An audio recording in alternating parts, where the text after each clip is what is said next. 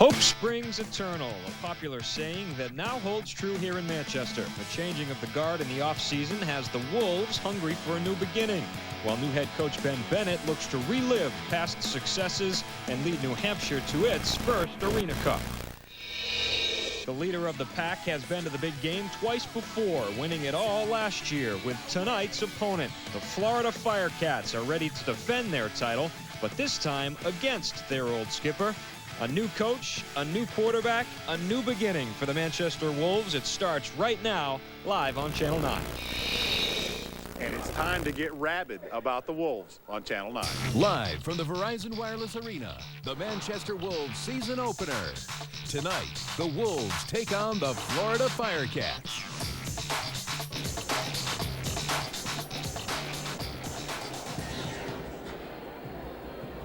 Are you ready for some football? Welcome live inside the Verizon Wireless Arena. We have Arena 2 football, kickoff to the season for the Manchester Wolves live on WMUR TV. He's Jason King and I'm Jamie Staten. And for the second year in a row, the Wolves open up against the defending league champions, the Florida Firecats. Yeah, this year it's the Firecats. Last year it was the Quad City Steamwheelers. I don't know what the Wolves have done to upset the league, but they have a tough test to open up the 2005 season. Continually getting a tough test. Now, the really interesting storyline in this one is that the Wolves have a first-year head coach who last year led the Firecats to the league championship. Yeah, first-year head coach here in Manchester. He was with the Firecats the 3 previous years, and in those seasons he went to 2 Arena Cups. They won last year's championship. He created a team that finished #1 in total defense, #1 in pass defense, and #2 in scoring defense. So he's certainly a defensive-minded coach, and we're anxious to see if he's brought some of that mindset here to Manchester tonight. We're talking about Ben Bennett, and it's interesting that he's defensive-minded because if the name sounds familiar, Ben Bennett was a great college quarterback at Duke University back in the 1980s. Same graduating class in that year as Boomer Esiason and Jeff Hostetler, a couple of other very good quarterbacks. And speaking of the quarterback position, the Wolves have a new one this year, Jake Eaton.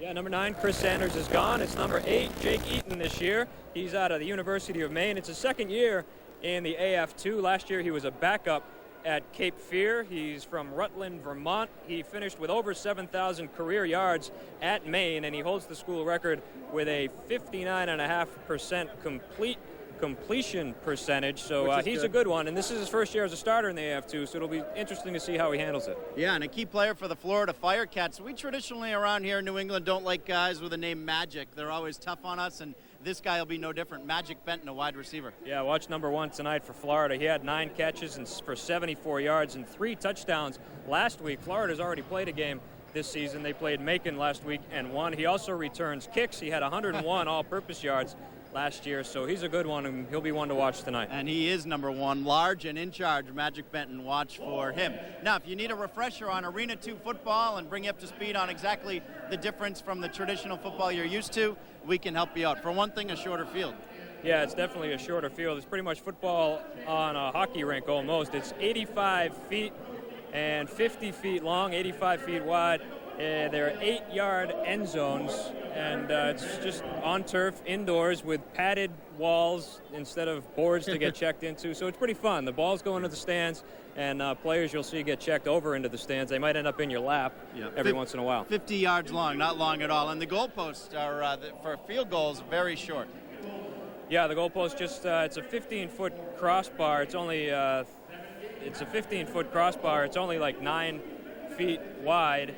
And the net's on either side, 50 feet wide, 30 feet wide rather, 32 feet high. The ball is playable off the net, so it's a live ball. In the NFL, just to give you an idea, the crossbars are 18.5 feet wide, and it's, or the uprights are 18.5 feet wide. The crossbar is 10 feet high, so there's a big difference. And in terms of the players, a lot of the guys go both ways. Yeah, not a big roster, only a 20-man roster. There are 4 reserves. Offensively, there are 4 down linemen and 3 down linemen on defense, and you'll be interested to see, if you haven't seen arena football yet, that players can go in motion towards the line of scrimmage, and they do almost on every play, offensively that is anyway. Well, are you ready for some touchdowns? Because with these 2 teams, one of them could score in the 50s or 60s tonight. What do you think the over-under is? A lot. You said 140 earlier. You might be right.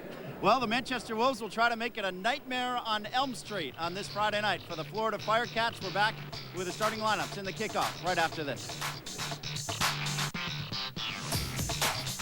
Watch the Manchester Wolves, the only arena football team in New England. Be a part of the thrilling entertainment event that is Manchester Wolves football. It's fun and affordable for the whole family. Come out to Canopy Lake Park night and see the Wolves battle the Green Bay Blizzard. A free spring pass to Canopy Lake Park for every Wolves fan in attendance. Tickets are available at Ticketmaster, the Verizon box office, or visit manchesterwolves.com. And don't miss the pregame concert series presented by 168 Magazine. Come on out to Canopy Lake Park night. Don't miss it. And welcome back. You see the Florida Firecats have already played a game. They're 1-0. They beat Macon by a field goal.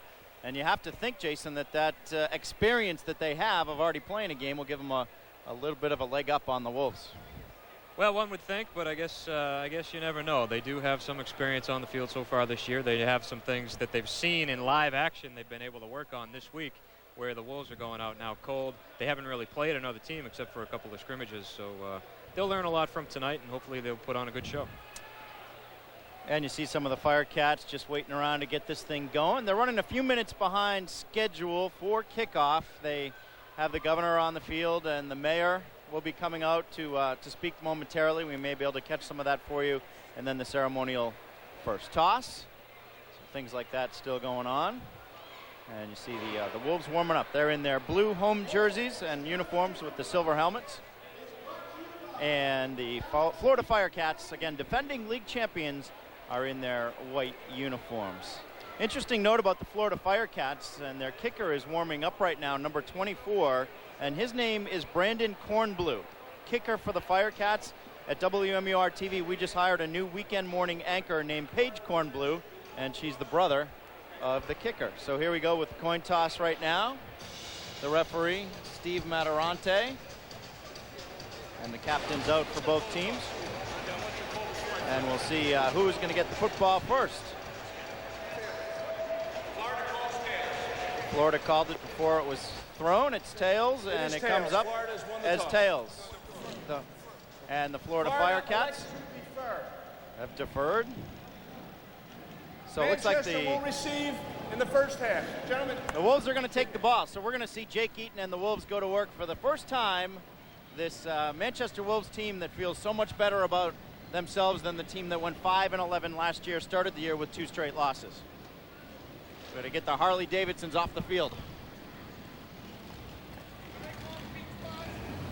It looks, Jason, like because they went a little long, the mayor and the governor were cut from the program.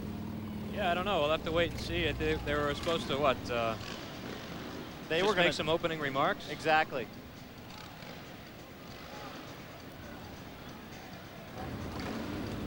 The Harley Davidson did the opening ceremony. The numerous motorcycles, they bring the Wolves dancers onto the field. It's a tradition here. Harley Davidson, big sponsor of the Manchester Wolves, and one of the reasons the Wolves are around and able to maintain their identity here. They also have some great owners, led by Steve Schubert, who will come on with us a little bit later. Former New England Patriot and Chicago Bear. There's Blitz, who gets to drive an ATV. And you see Manchester Wolves going through their final preparations. They will go on offense first here at the Verizon Wireless Arena as the Arena Football 2 season gets rolling for the Wolves. Specialty unit getting ready to go. There you see a quick shot of the new head coach, Ben Bennett, and must be kind of a nervous night for him. You know, not only is he going against his old team, but he wants to show all those guys that, you know, he's going to do a good job up here with Manchester and that he's going to put a good product on the field, and that maybe the championship that they won last year wasn't all about the players and that he had a little something to do with it. There is a little bit of ego involved in coaching, you know. Is that even at the Pop Warner level in Merrimack? Oh, no, I'm not saying that. Okay. There's some new faces for the Manchester Wolves. In fact, a lot of them. And 3 of them are back deep to receive the kickoff for the Wolves. Jamal Perry, J.J. McKelvey, and Hayward Skipper. And they will take the kick from the Florida Firecats kicker, Brandon Kornblue. And again, Brandon, you see him right now. His sister Paige will be our weekend morning anchor on WMUR TV starting in a few weeks. It's a small world. Seems like a real nice guy. We got to talk to him a little bit before the game. A left-footed kicker. Very accurate. He was the kicker on the league championship team last year. Ben Bennett spent 3 years with the Florida Firecats. Now he's the Manchester Wolves coach, and he will be watching his old team go against his new team. The Arena 2 football season starts on the foot of Brandon Cornblue for the Manchester Wolves. Back deep to receive, and it's Jamal Perry who takes it on the rebound. One of the things you can do, take it off the screen, run it out. Got a good block across the 15, across the 20, and out near midfield at the 24-yard line, and that's where the Wolves set up after a good kick return. And you really got to keep your eye on the football in this league. As you said, you can play the ball off the nets. It's a live ball, so the bounce counts, you see, and Jamal picks it up there, gets a few blockers out ahead of him. Only 8 players on a side, so it's an interesting brand of football, but it's certainly fun to watch. Only 5'9". Jamal Perry's a little guy out there on the field, and he found some open room. So there's the new quarterback, Jake Eaton, out of the University of Maine and Rutland High School in Vermont, and he goes to work at midfield, 1st and 10 for the Manchester Wolves. They're going to start with a running play. Kelvin Fuller, who's returning from last year's team, didn't pick up any yards, and we see another interesting wrinkle of Arena 2 football. The boards are in play. Yeah, right out of the gate, you get to see why those pads are on the boards, because they'll run into them a lot. They are padded, but it still does hurt, and they still have equipment, as we take a look at first-year head coach for the Manchester Wolves, Ben Bennett. And you saw him on the field. The coaches for both teams allowed to be on the field during the game, although the Florida coach is also on the field. Each Kevin coordinator will take his turn on the field during their 2nd and 10. turn. Eaton wants to throw for the first time as a Wolf, and he overthrows McKelvey. He was guarded on the play by Kelly Snell. Defended on the play, I should say. So right now, Ben Bennett, the offensive coordinator, calling the plays for the Wolves. He's on the field since the Wolves are on offense. The defensive coordinator for the Firecats are on that side. When they flip-flop, then the defensive coordinator for the Wolves will come out on the field. It's just all these little things that make this game so interesting. They're at midfield, but a 25-yard pass will score a touchdown. And there is no punting in arena football. You go 4 and out, or you kick a field goal. So 3rd and 10 here for the Wolves. Like Fisher might have jumped off sides. He didn't. Eaton escapes pressure, gets the pass out there, caught by Jamal Perry. It'll be short of the first down, but does gain some more yardage for the Manchester Wolves. So that'll bring up about a 3rd down and, 4 maybe? Take another look. Good scrambling ability by Eaton as he steps out of the pocket, finds the open receiver, and just picks up whatever he can, gets rid of the ball with some pressure coming down on him there in the backfield. And you see Jake Eaton completes his first pass for the Firecats. They're going to bring the kicker out. Newly signed Jonathan Oliger from West Virginia University. We have a Mountaineer on to try a field goal. 34 yards, if I'm doing my arena football math correctly. It'd be 26 plus 8, correct? Very good. That's going to be a tough end. They'll need a timeout here as the shot clock, if that's what you call it. Timeout, Manchester. That is their first charge timeout. Play clock was about to expire, so only 2 timeouts left for the Wolves as they will try to get on the board for the first time here with a field goal. And in arena football, it's real important to take advantage of every offensive possession. There's a lot of scoring in this game, not a whole lot of defense, although Ben Bennett has been known for his defense down in Florida when he was the coach of the Firecats the last few years. But you got to score every time you have the ball because you have to plan on the other team doing the same. Well, the holder is Jake Eaton, and he does have J.J. McKelvey in there, one of his best wide receivers. So you never know also if there could be a fake. But it does appear as if they're just going to try for a field goal here, a 34-yarder, and try to get the Wolves on the board. So here we go. Mike Wells out of Salem, New Hampshire is the snapper. Eaton places it, kick is up, and still no word from the officials. It went over the top of the crossbar. I don't think we've seen the ruling on that, have we? I think he missed it. We'll have to get the official word on that, but arena football is still new to us, but I believe if it goes over the netting. That was left. Yeah, that was left. That's a great angle by our cameraman Chris McDevitt there, and you could clearly see that he missed that.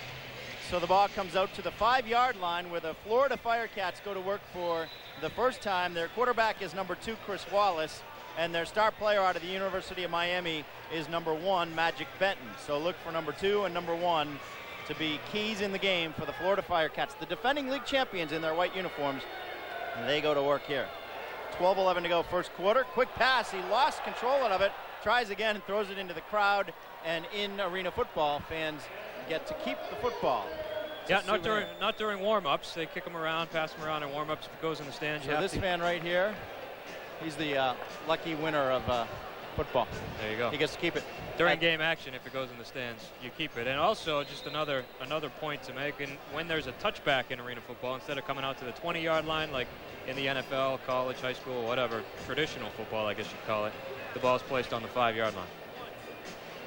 Different from the NFL, with that missed field goal, the ball would have been placed at the 24-yard line of the Wolves if it had been NFL. So at least this one's at the 5. Yep, that's great. So here we go. 2nd and 10, pass complete on the left side. And Benton has his first catch. That'll go for about 5 yards.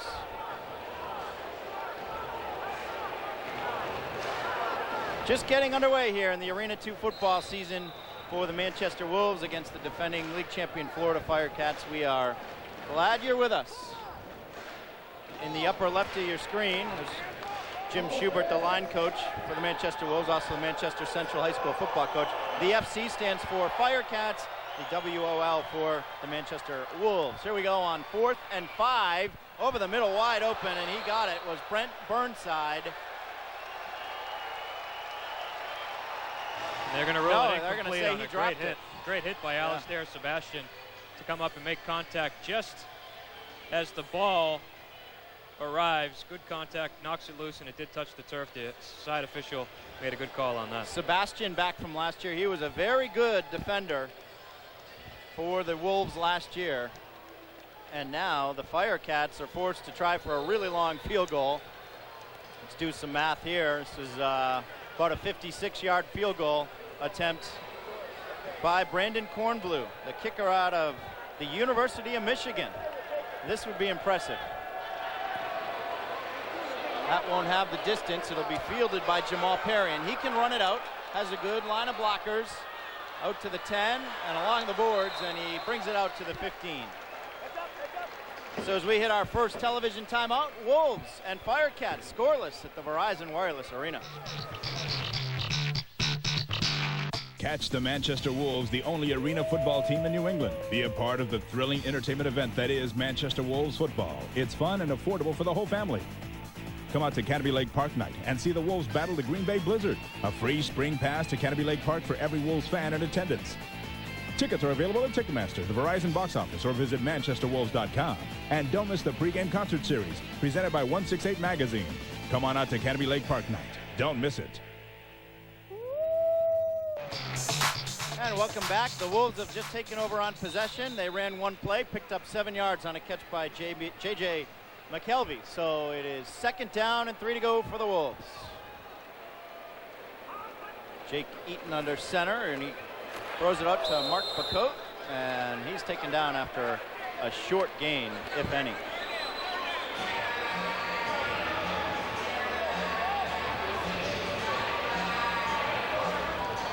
So the Wolves looks like they're just going to try to pick away, maybe draw some of the defenders up tight. They've run a couple of quick screens to the outside.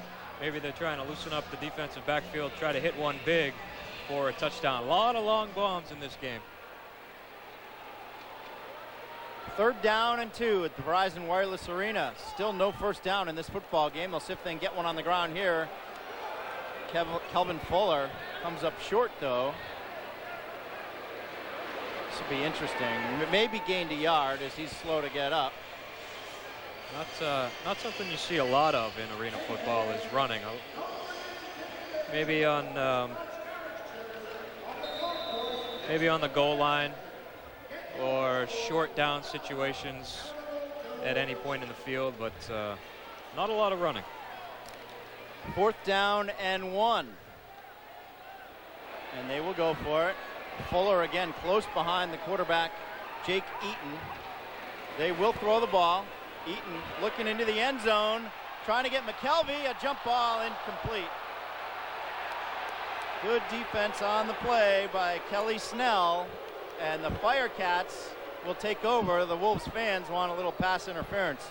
Well, that was a jump ball. Either guy could have got that. Yeah, a lot of contact on that play on both sides, the receiver and the defender. They were making hand contact and some body contact back and forth, but like you say, a jump ball, and the defender has just as much right to it as the offensive receiver.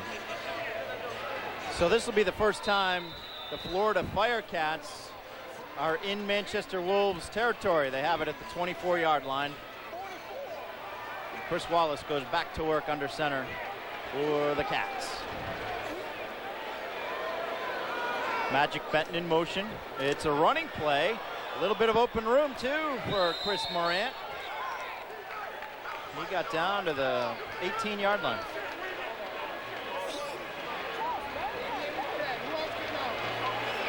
Gain of about 6. It's about 8,000 people here tonight, Jason. A good crowd. Yeah, I was just going to say, I'm interested to see the exact number when the final attendance comes out, because it looks like a good crowd here tonight. The Wolves averaged about 7,000 last year, which is very impressive for 8 home games. Once you get into June and July, a lot of people on vacation and things like that. It's good to have that many people here. Quick pitch out to Michael Caraway, and he picks up the first down for the Firecats. The first down of the game.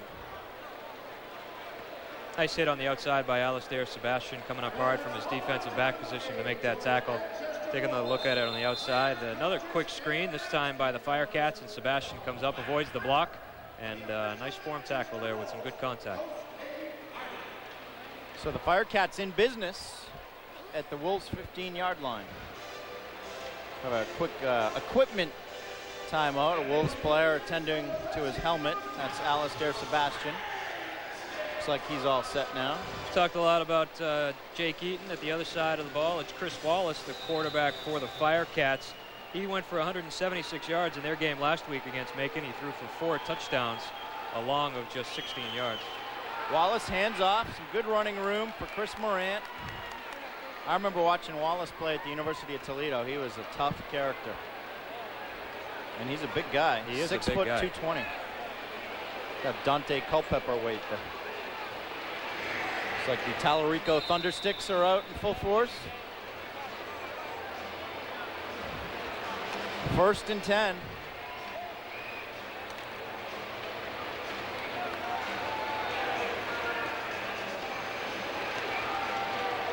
Big defensive possession here for the Wolves. They'd really like to get away from this possession with just 3 points instead of a touchdown. Wallace into the end zone, and Magic Benton couldn't come up with it as a couple of Wolves defenders made a great play. William Haight was the first guy to get there, and then also helping out Ron Smalls. Nice job by Haith coming over from his defensive safety position. He gets his left arm just in there in the nick of time to bat the ball away from Benton, who we said is expected to have a pretty big game tonight for the Firecats. That'll bring up 2nd and 10 to go. They can get a first down at the 2-yard line. We have 4:58 to go here in the first quarter. Second possession for the Firecats. They're trying to get on the board. They'll throw it over to the side. Pass thrown behind Michael Caraway. That'll bring up a big 3rd down here. Wolves will try to hold them to a field goal.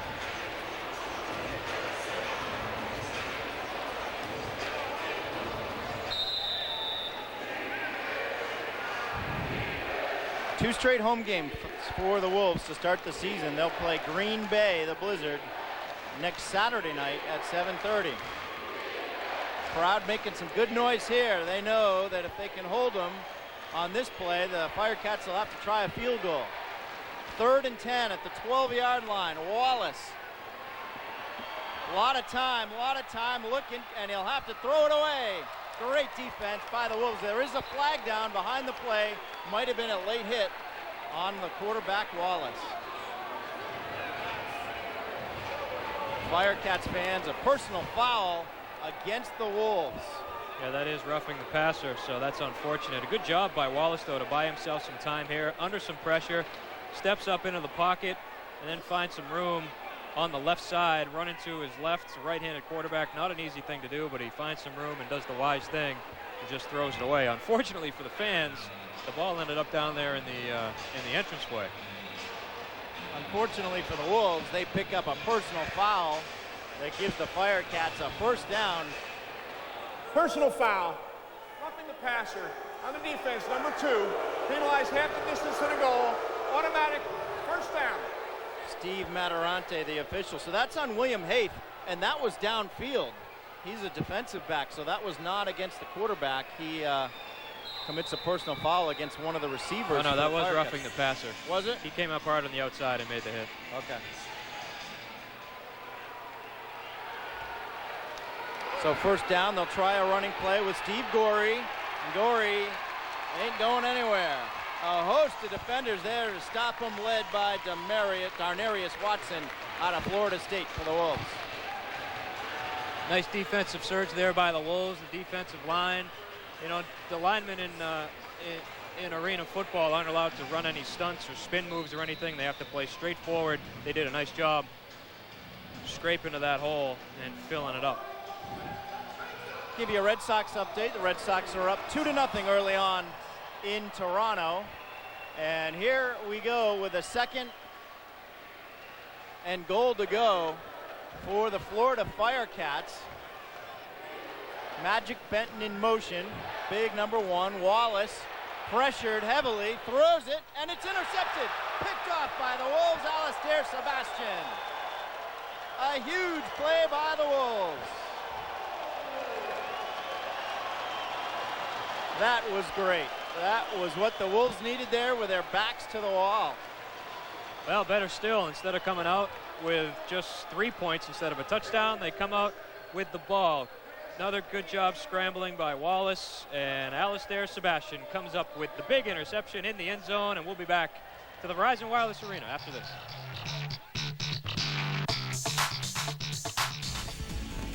Monarchs fans, your Monarchs have the Atlantic Division title in their sights. With only 1 full week left in the 2004-2005 season, your Monarchs are looking to finish strong and carry the momentum into the Calder Cup playoffs. For the latest information about the playoffs, log on to monarchshockey.com. Tickets for the playoffs will be going on sale soon. Your Monarchs eagerly await their conference quarterfinal opponent. Let's get it started.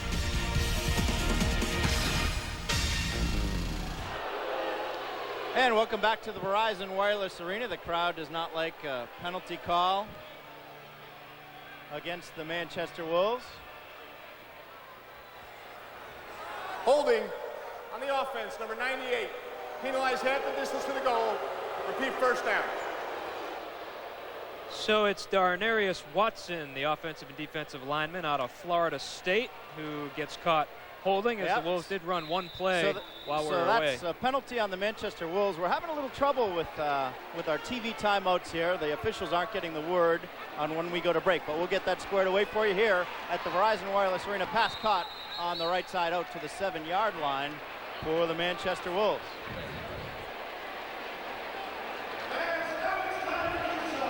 That'll bring up 2nd down. That was a first down play after the penalty.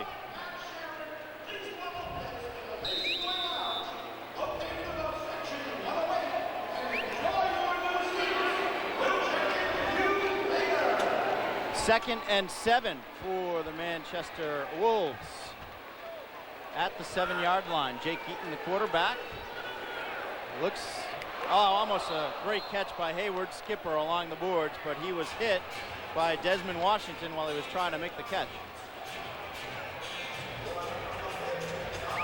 So far, Jake Eaton looks pretty good. He's getting some time. He's getting some time, and he's been hurried a little bit from some pressure, but he seems to be handling it pretty well. He's making some good decisions with the football. He's more of a pocket passer than Chris Sanders, the star quarterback here last year, who loved to roll out and throw on the run and scramble. You'll see Eaton pretty much just sit back there, try to pick a receiver downfield. He's got Skipper in motion. Eludes the rush, throws deep downfield. He's got a receiver inside the 5-yard line. Mark Pacote, first down, goal to go, Manchester. Beautiful pass. Once again, a great job by Jake Eaton to feel the pressure, move to his outside. He does a nice job planting his feet and makes a nice throw. Led the receiver down the field, and they're down inside the 5-yard line for a first down on about the 2. About the 2-yard line as Eaton brings the play in, and we'll see what the Wolves can do. Nice job by Mark Bacote as well to run underneath that ball. Caught it right in stride. Great play by the Wolves. So they threaten now.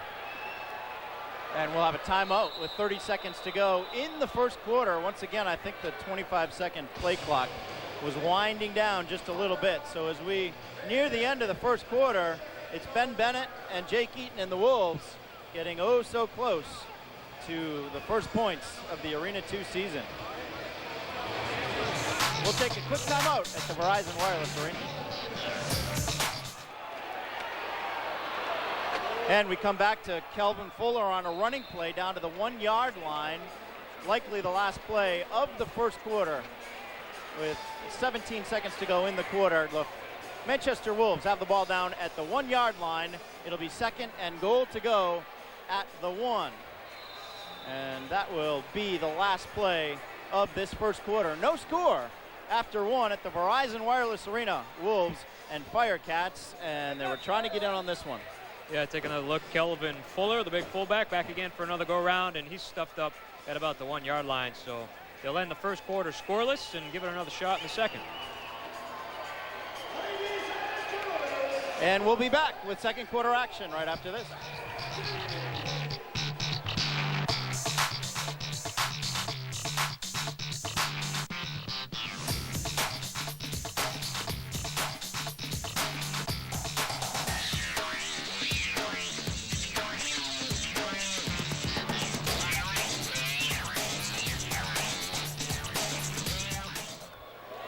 And welcome back. Manchester Wolves run another play.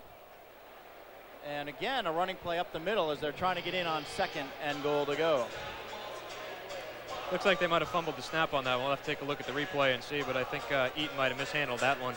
Joining us now to start the second quarter, one of the principal owners of the team, Steve Schubert, former NFL player. You might recognize Steve from all of our Patriots broadcasts, coming in and joining us on the studio. We have fun doing that, don't we? We certainly Especially do. when they win, Jason. Thanks for coming out. So we're early on in the second quarter here, and it's 3rd and goal to go for the Manchester Wolves. Jake Eaton will try to run it in. Quarterback sneak, and did he get in? He's down just short of the goal line.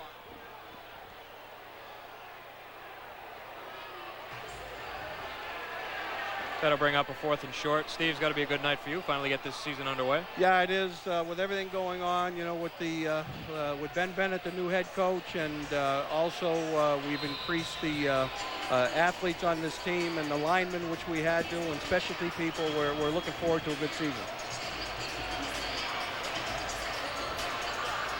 Manchester Wolves players wanted me to ask you who was the older Schubert. They thought that you might be over Jim.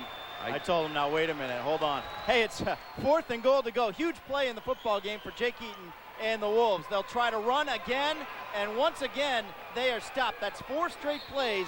The Firecats able to stop the Wolves inside the 1-yard line. All right, we have the owner on the hook. Let's talk a little bit about play selection. What do you think?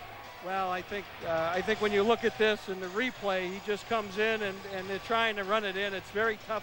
As you guys know, inside the 10 and 5-yard line, Arena football was 4, and it looks like we had a real tough time there scoring. But how many times is enough? 3 times it didn't work. It looked like if he had bounced it to the outside, he would have been all right. Correct. It looked like he took it up, as you said. Jamie took it inside. If he bounced it one more lane over, I think he would have been there. Take another look at this one. Take another look from the backside like as he right tries there, to go to his left. like He gets a got good hit. block from Fuller, but it looks like his feet slipped out from underneath him and fell a little bit short. Steve Gorey made the first hit for the Firecats. What a huge defensive stop for them. They took over at the 1-foot line, and a pass out to the right side. Kelvin Fuller with a big tackle against the boards. Well, we have Steve with us. We'll tell you that parents looking for a way to make this year's birthday one your child will not forget, then look no further. Book a Manchester Wolves birthday party package today. The birthday party package offers gifts and discounted ticket prices. For more information on how to book your Manchester Wolves birthday party, call 603-827-WOLF. That's 9653. So you're doing everything around here. Try to do everything. Try to make it fun for the fans, fun for our corporate sponsors. 2nd and 9. They gain 1 on the play. Wallace, the quarterback, in his own end zone, out, and he has a receiver, and that's Brent Burnside giving him a little bit of breathing room. It'll be close to a first down. So to answer the question, you're the older brother, right? I'm the younger brother. I knew the answer I to think that I one. look older, but I am the younger brother. I was joking with Jim before the game, saying now the only bad thing is he's got to work for you. That's right. Now he's got a problem. The ball's at the 10-yard line. I think they're about a foot or two away from a first down, but it will be third down and officially 1 for Chris Wallace and his Florida Firecats. Magic Benton in motion. They'll run the ball and they'll pick up the first down with Steve Gary. Nice tackle by J.J. McKelvey on the outside, although they did pick up the first down just for short yardage. You know what you're going to see here, guys. You've got the head coach from the Firecats last year coaching for us, and then their assistant coach coaching the Firecats, and they both believe of running the football, arena football, which you'd think that it's and it is a wide open game, but they feel that you can control the ball and control the game by using runs in certain instances. It'll keep the clock moving. Yes, it will. That's for sure. So here we go, third down and 1. Coming up on 11 minutes and 10 seconds to go in the quarter. Again, Gorey, not much room on the left side that time. So how did you pick Ben Bennett? Somehow you went out there and got a coach that won 2 out of the last 3 Arena 2 championships. We were looking for a coach, Jamie, and we got about 4 people that we interviewed, and one of them happened to be Ben, and he was serious. He was coming up to add some frequent flying miles to his airline pass, and he came up and met some of the owners and looked at what we were trying to accomplish here, looked at the city, and felt that this was the place he wanted to be. I think he's an Arena 1 head coach, but he's with us now, and hopefully we can show him a good time and he'll stay here. How long were you able to get him for? 1 year just for now? Or? Yes. Chris Wallace back to pass. He does have a wide receiver downfield and another first down. No, not a first down. Close to it, but just not a first down. Short. Yeah, Xavier Patterson out of Fort Hays State made the catch. Of the 2 teams, they are doing a better job throwing the ball downfield right now. Yeah, they are. They are doing a better job throwing it down. We had one big pass play, and we couldn't convert on 3 out of the 4 running plays, or 4 out of 4 running plays. And in this league, you got to score. 3rd and 2, big defensive play for the Wolves coming up. Magic Benton, one of the wide receivers, and Brent Birdside, the other. And here's Wallace. And we'll have offsides on this play. The Firecats say it's against the Wolves. Looks like Patterson.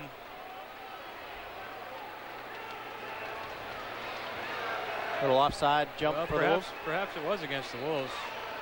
For a minute, I thought Patterson came across the line a little bit too early. Well, most of the early penalties.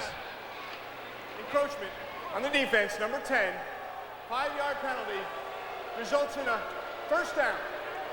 JoJo Oliphant, a University of Maine teammate of the quarterback, Jake Eaton. Offsides on that one. Most of the early penalties against the Wolves, and that might be an indication that the Firecats already played a game and worked some of the kinks out. Yeah, I think you're right. Plus, these kids haven't played together. A lot of them haven't played together, and that's another thing I think, Jamie, also. So 9:45 to go here in the second quarter. Wallace will hand it off up the middle. Gorey with some good running room. I've never seen an arena football game go this fast. Yeah. Well, it's because of all the passing, and not only go this fast, but not have any points. With almost a quarter and a half gone. This is probably the only time all season you'll see a scoreless first quarter out of the Wolves game. Correct. Again, we're talking with one of the principal owners of the Manchester Wolves, Steve Schubert. And just to tell you a little bit about the work that the defense has done in the first quarter, some first quarter stats for you. They held Magic Benton, that big receiver, to just 1 catch in the first quarter for 5 yards. Only 2 different receivers have caught balls for the Firecats. Wallace has a receiver, and it was Brent Burnside. You saw he didn't go down on the play, but as soon as you hit the wall, that's as good as being tackled. That play stops there. Usually hitting the wall will stop you, yeah, Jamie. It's no question about that. Jason and I hit the wall at about 1:30 last night. I know. You guys did a good job last night. That was a nice night. It was nice. It was nice. Of course, we're talking about the New Hampshire Fisher Cats opener down at the new ballpark. Well, it's been 2 nights of cats. We had the Rock Cats, the Fisher Cats, now we got the Fire Cats. Just need some wolves in here to break up all the cats and chase them down. Well, Steve, we'll give you one last opportunity to express any thoughts you'd like to the fans out there that might be watching that haven't come down to see arena football yet. Yeah, we'd love to have you come down and see it. We're hoping you guys do an outstanding job televising our stuff and reporting our all the stuff on the Wolves. The paper does a good job, and it's a fun time. You bring the kids down. Later on, they'll be able to go on the field after the game and get autographs and just see how big some of these kids are, and come down and enjoy themselves and have a good family outing. Pass. All right. On the right sideline, we had to respot the ball to the right hash. First down. Don't go anywhere quite yet. I have one more thing to talk to you about after this play, Steve. See, I was going to get you off owner the of hook. the Wolves. It's 1st and 10 for the Florida Firecats. They are down to the 15-yard line, so they are marching on a drive that started at their own 1-yard line. The Firecats on the move. It's Wallace, and he's got Magic Benton down to the 7-yard line. I just wanted to give you one last chance to give kudos to the championship team in the B flight of the Steve Schubert Golf Tournament last year. Yes. Thank Jamie. you. He's never good. It was in the Patriots thing too, Jace, wasn't he? Wasn't he talking about that in the Patriots thing? Yeah, you need to just start saying congratulating Jason. Didn't we get a That'll big enough fix him. trophy for him? I don't Wasn't know. that enough? It's amazing. I look at it every day. Well, look, you're gonna have another shot on June 3rd again. Are we we're invited back? For our 29th year with the Amazing. Pantelica Trojans Golf Tournament. You've raised a lot of money over the years for youth charities around here, and we really appreciate it. And you Jeff guys helped Eisenberg, Tim Beckert, and I on the winning team, you got to keep us together. Always That's a good team. Yeah, that's a promise. Wallace into the end zone. Oh, what a catch, a one-handed catch for the touchdown by Xavier Patterson. That was highlight reel stuff right there. That's a good segue to let me leave, so I can start yelling at the players. You can go back. Guys, up to your thank you sweet very stretch. much. I Thank you, appreciate it. Steve. All right, thank you, Steve. Enjoy the rest of the season. Take another look at it. Patterson goes up there. Nice one-handed catch with the left hand over the wall, and he holds on. They have to check the glove for stickum there, I think. 6-0 Wolves as they await the extra point attempt. The Firecats draw first blood, or the Firecats draw first blood on a 7-yard touchdown catch by Xavier Patterson from the quarterback Chris Wallace.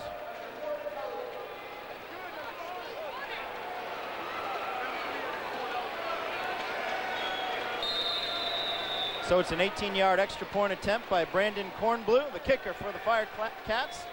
A left-footed kicker, and he misses it. He pulled it wide to the right, and so they don't get the extra point, but they do get the touchdown. Firecats lead the Wolves here in the second quarter, 6-0.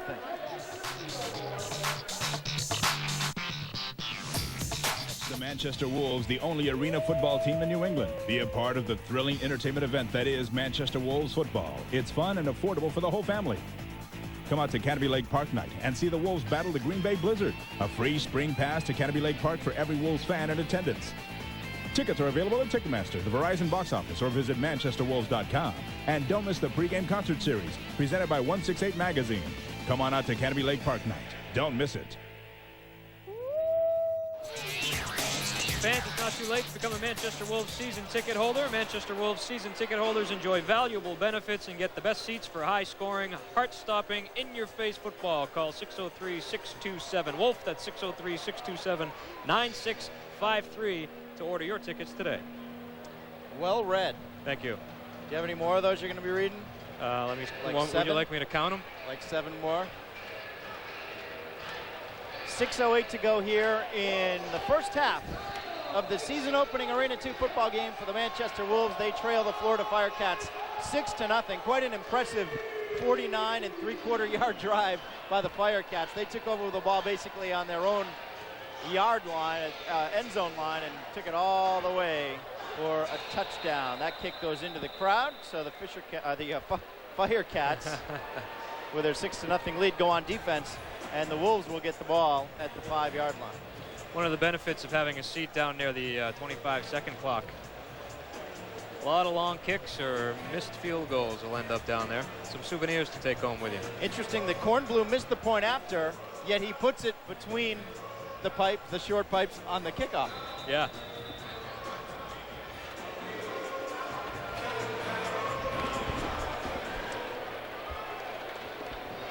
1st and 10.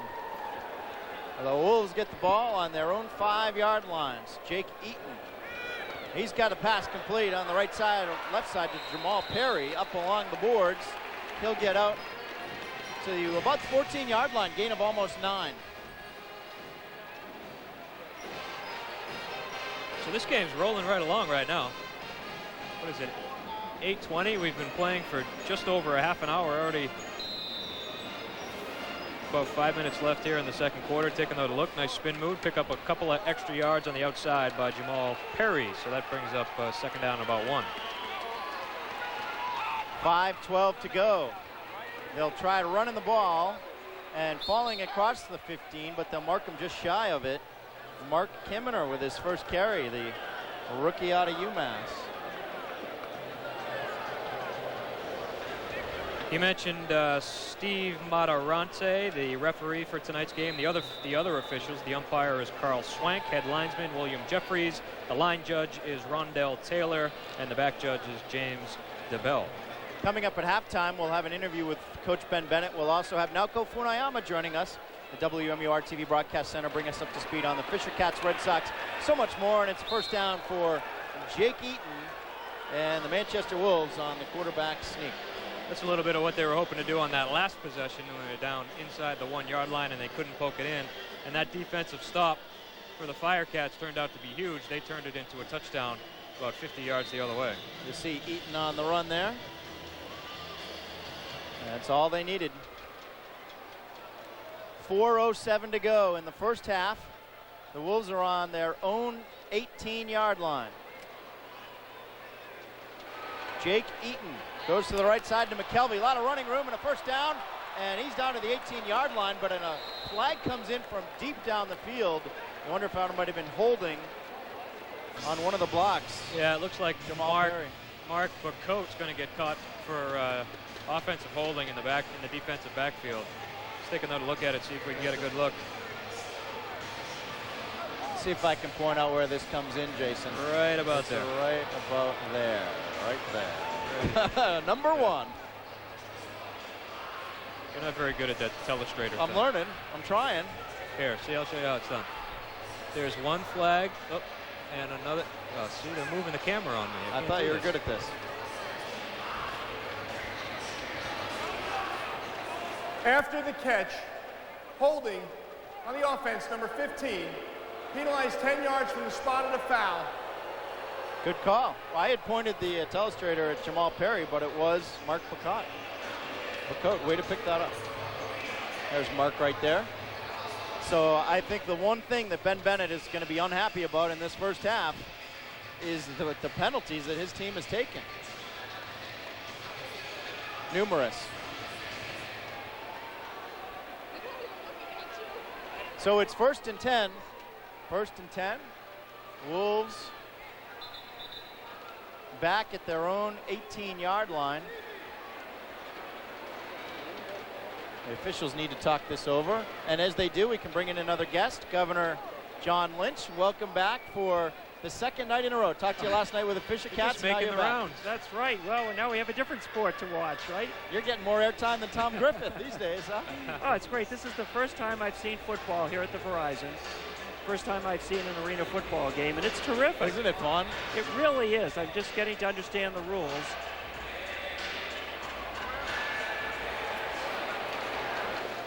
The down remains first down. First down. All right, so Steve Matarati clarifying that for us. Not sure what the confusion was. They're back on their own 18-yard line. 1st and 10 to go for Jake Eaton. Some good time across the middle. The defensive back fell down, and McKelvey couldn't haul it in. Oh, that's a catch he'll make 9 out of 10 times. Looks like the ball just kind of, instead of catching it with his hands, Bacote let it came into his chest, bounced off his shoulder pads, and wasn't able to hold on. He had a couple of chances at it trying to get the rebound, but got a little bit into his shoulder and bounced off that shoulder pad, and he couldn't hold on. Got to catch the ball with your hands, not your body.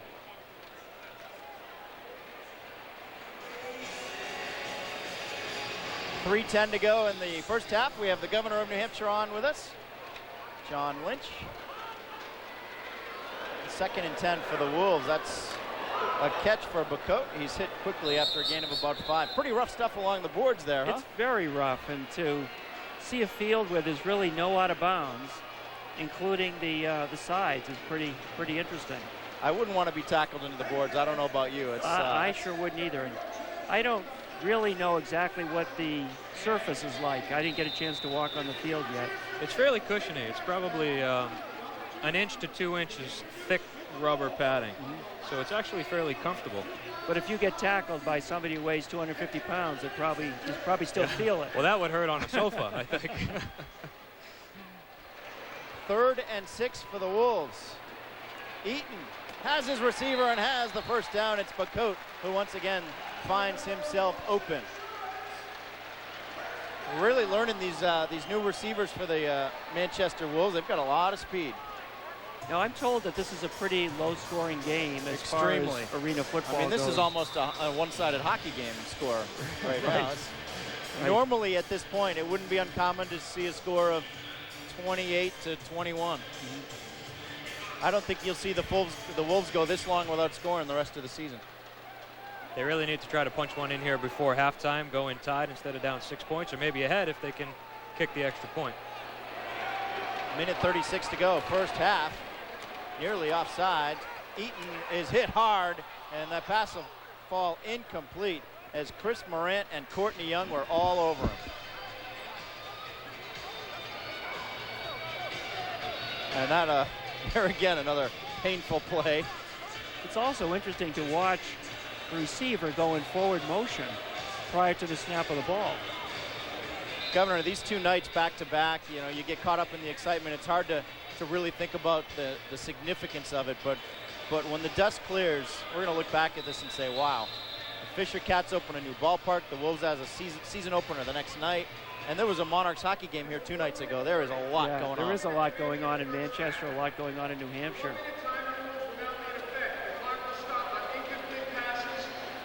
Scores and change of possessions. Manchester has 1 timeout remaining. Florida has 3. All timeouts will be 30 seconds in length. I think the only man in the state right now that's allowed to interrupt the governor is the referee there, Steve Matarante. You're very good at this TV stuff. You know when that guy starts talking, you have to be quiet. Well, a lot of people interrupt me during the course of the day. Oh, I don't know about that. But that's quite a baseball park, isn't it? The Fisher Cats ballpark seats 6,500 people, and it is really beautiful. The lighting in there is so amazing, and this playing surface is beautiful. It's just quite an experience. As you see Ben Bennett, we're lucky to have this guy. You remember watching him play at Duke University a while back? I sure do. He has a name that you remember, and he was a pretty good player. So we have exactly 1 minute, Governor, to go here in the first half. And it's 2nd and 10, Wolves at the 19-yard line. Governor John Lynch along with Jamie Staten and Jason King. Eaton back to pass, has time, and not anymore. The pocket quickly collapsed, and there is a penalty flag on the play as well. I don't know how they could call that holding because the Firecats were all over him. I didn't see what the penalty was on that either. It was thrown in the area where there's either holding or perhaps a face mask. We'll see if we can see what happened here. Look at the mass of bodies, though, just going down. Mike Wells dragged a player down, it looked like. Yeah, Mike Wells with a takedown of Raymond James. And I think that may be what they called. We'll to find out right here.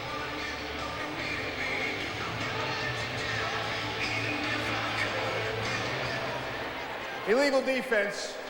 Number 4, leaving the box. Penalized 5 yards from the previous spot. Automatic first down. Well, that penalty is against the Firecats. Now, how come you didn't pick that one up, Governor? I did not see that. Illegally leaving the box.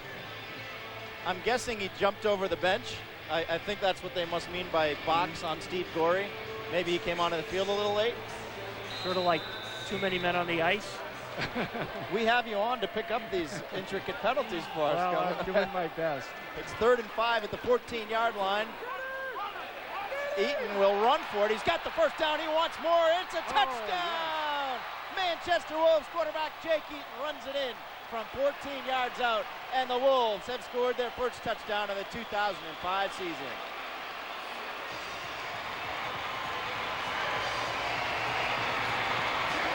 Well, we have a quarterback with some speed, Governor. We know that. He looked great on that one. And there's so much energy in this Verizon Center. The Arena 2 fans are very, very good. They're very good, and they're vocal. I think because it's indoors, because it's enclosed, the excitement is all that more prevalent. Jonathan Oliger out of West Virginia University just officially signed yesterday. Will try to give the Wolves the lead. His kick is up and right down the pike, and the Wolves lead the Firecats by a score of 7-6. Governor, thanks for coming on with us. Enjoy the rest of the football game. I sure will. Good to see you, We'll be David. back right after this timeout. Wolves lead 7-6.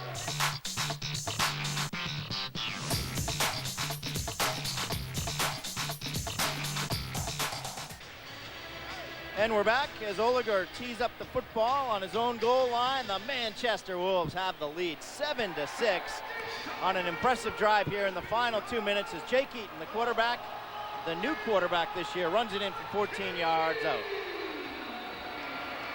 And we'll see what the Florida Firecats can do with the football in the final 38 seconds of this first half. Anthony Sneed and Magic Benton back deep to a retrieve for the Firecats. Good kick by Oliger. It'll go off the netting, makes it harder to handle. Anthony Sneed out of the end zone. And he's got a lot of running room right up to midfield. A Manchester Wolves player went flying into the end zone. No penalty called. And the Firecats, great field position and plenty of time. They have 3 timeouts left and 32 seconds to go in the first half. You see Sneed picked up some good blocks. Look at that huge hole right up the middle, a huge alley to run through. Finally tackled by Ron Smalls.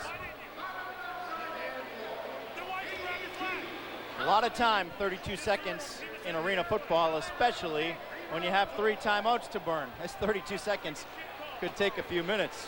We'll see. So the Firecats right at midfield, and they've got Magic Benton at the 20 and down to the 18-yard line. The clock stops with 29 seconds to go. Let's see if the Firecats take a timeout once the clock starts up again. Looks like they're going to huddle up and try to run a quick play.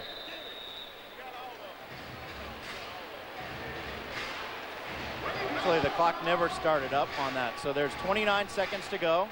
The boards are out of bounds. Chris Wallace to throw to the end zone. He's got a receiver. Nice catch and a touchdown. It's Brent Burnside. So that scoring drive took 11 seconds as Brent Burnside hauls it in from 18 yards out. An 18-yard touchdown catch. He was wide open and made a good catch. Brent Burnside. And again, a scoring drive of 25 yards that took only 11 seconds off the clock. Chris Wallace, 2 touchdown passes in the first half. That one stings a little bit on the Manchester Wolves, and on to attempt the point after Brandon Kornblue. Kornblue missed the first time. He connects on that one. And the Florida Firecats have a 13-7 lead. 13-7. Florida has regained the lead just before halftime on the Wolves. Catch the Manchester Wolves, the only arena football team in New England. Be a part of the thrilling entertainment event that is Manchester Wolves football. It's fun and affordable for the whole family. Come out to Canopy Lake Park night and see the Wolves battle the Green Bay Blizzard. A free spring pass to Canopy Lake Park for every Wolves fan in attendance. Tickets are available at Ticketmaster, the Verizon box office, or visit ManchesterWolves.com. And don't miss the pregame concert series presented by 168 Magazine. Come on out to Canopy Lake Park night. Don't miss it. We're back live on WMUR TV at the Verizon Wireless Arena, and the Florida Firecats have just taken a 13-7 lead on the Manchester Wolves. An 11-second scoring drive. That is a little more like what you see in arena football. Quick strike scoring. The Wolves did that in 2 plays. So it's Brandon Kornblue ready to kick off for the Florida Firecats. Jamal Perry back deep to receive for the Wolves. Kornblue's kick will go off the pipe. It's Perry. He'd love to return one all the way here. And looked like it might have been a face mask on that play. but he is dragged down at the 10-yard line. And there's 20 seconds to go. And as we just learned from the Firecats, that is plenty of time to score. There is a flag down at the 20-yard line. Watch how this hits the pipe. Almost went into the crowd. Would have saved the Wolves some time on the clock, but instead Perry had to pick it up and run with it.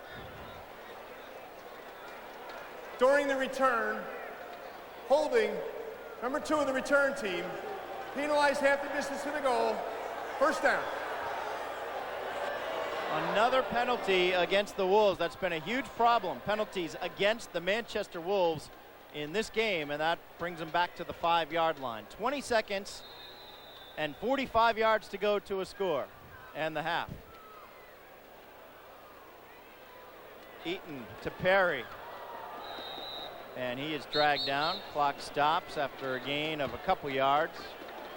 15.9 seconds to go in the first half. Again at halftime, our Naoko Funayama will take over from the WMUR TV Broadcast Center. She has some early Red Sox highlights. Tell us how the Firecats are doing and the Manchester Monarchs, who are on the road in Portland, Maine tonight. 15.9 seconds. The ball is at the 9-yard line of the Wolves. And they're going to take their final timeout of this first half. They've used them all up now.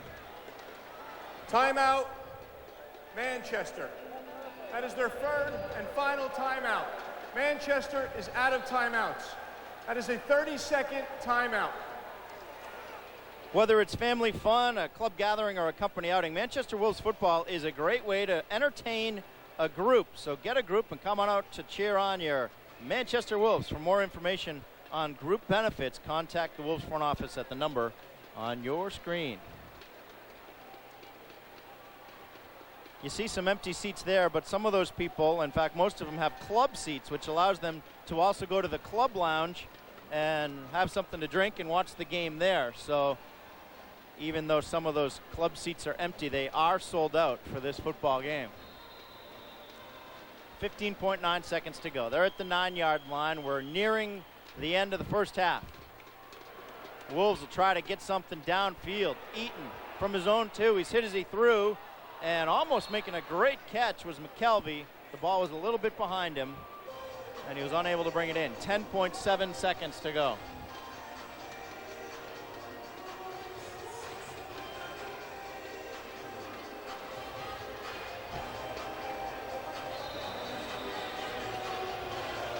So the Wolves may be time for 1 or 2 more plays with 10.7 seconds to go here before halftime. Eaton under center. This is 3rd and 6 officially. He's got a receiver. It's McKelvey, and he'll stop before, he'll get out of bounds, in other words, before the end of the first half. 5.2 seconds to go in the first half. Time for 1 more Wolves play, or perhaps a field goal attempt. Let's see what they try to do here. Play clock hasn't started at 25 seconds yet, so they do have time. And you see the catch by McKelvey, and a good job to get to the boards and get out of bounds. 5 seconds to go. They will try a field goal. This will be a 39-yarder for John Oliger. 39-yard field goal attempt is wide right as that ends. Well, as soon as the play is over, there it is. He's down now. Ball was fielded by Kelly Snell, but that's how the first half ends, on a field goal attempt wide right. There is a flag on the play. So it'll be interesting to see if we get 1 more play out of this first half, or if that's the end of the first half. The penalty is going to be against the Wolves. You see the kick here.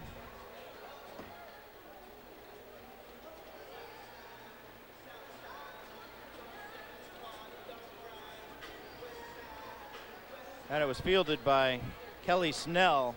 He was thinking about bringing it all the way out and score on the last play. That would have been dramatic. Interference on the kicking team. That penalty is refused.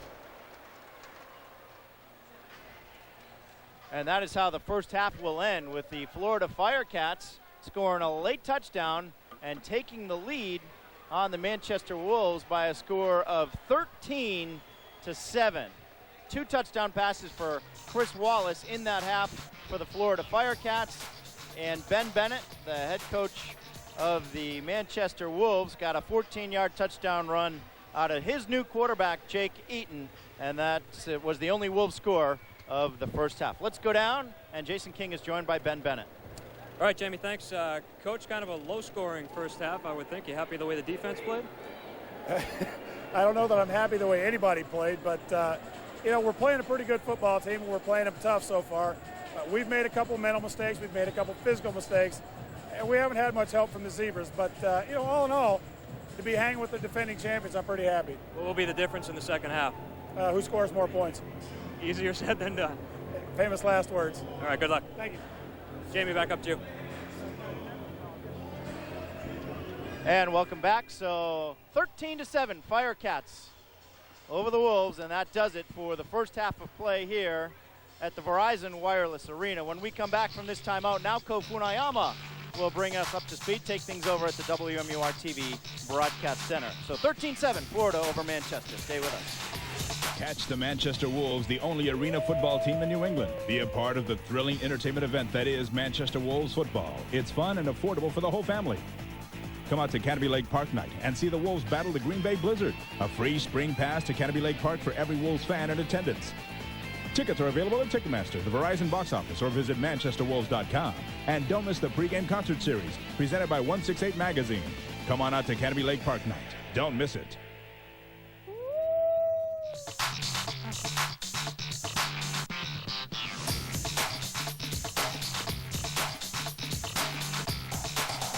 Hi, everyone. Thanks for tuning into Channel 9's special broadcast of Arena 2 football, the Manchester Wolves season opener against the Florida Firecats. Let's recap the highlights from the first half.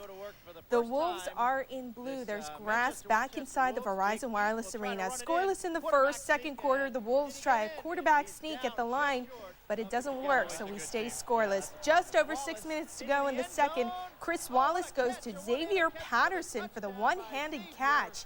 But the kick is no good, so the Firecats are up 6-0.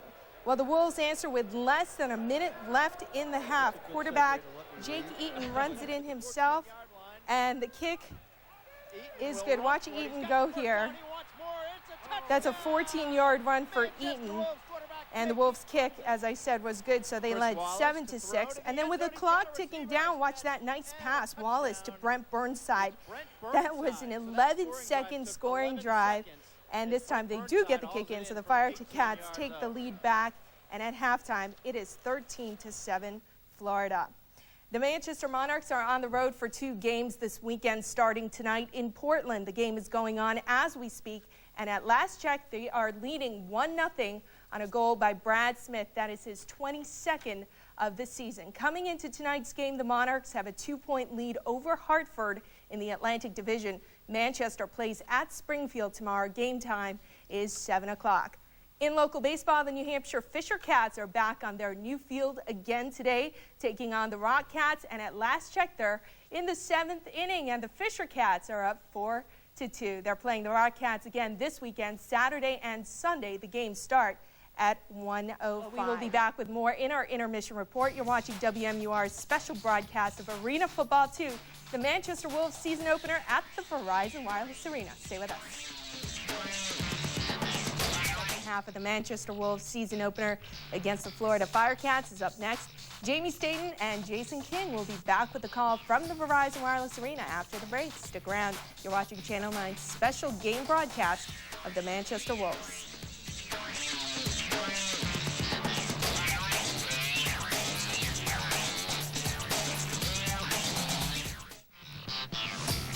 Welcome back. Firecats lead 13-7. About a minute to go until the second half starts, so when we have a chance to chat with the Wolves and Monarchs team physician, Dr. Jim Bayless. You are a busy guy these days with the Wolves and the Monarchs.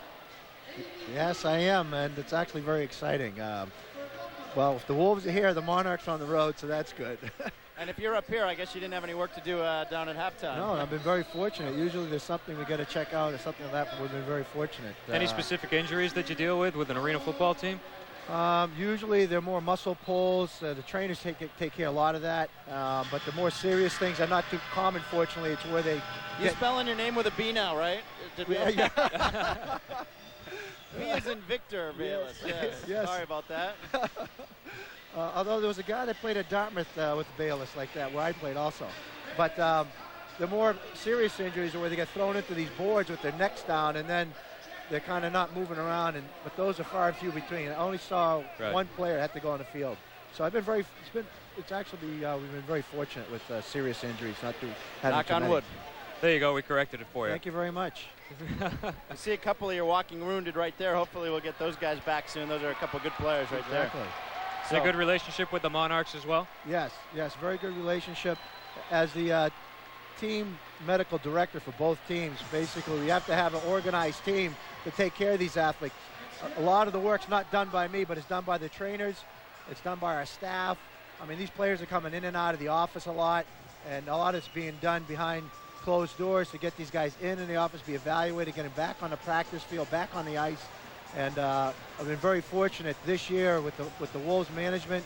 It's been outstanding, and these players are a healthier, stronger group than I've seen last year. So from my perspective, I think the prognosis is very good, as I would say, that we're going to have a pretty good physical football team here. Great. Thanks for coming by.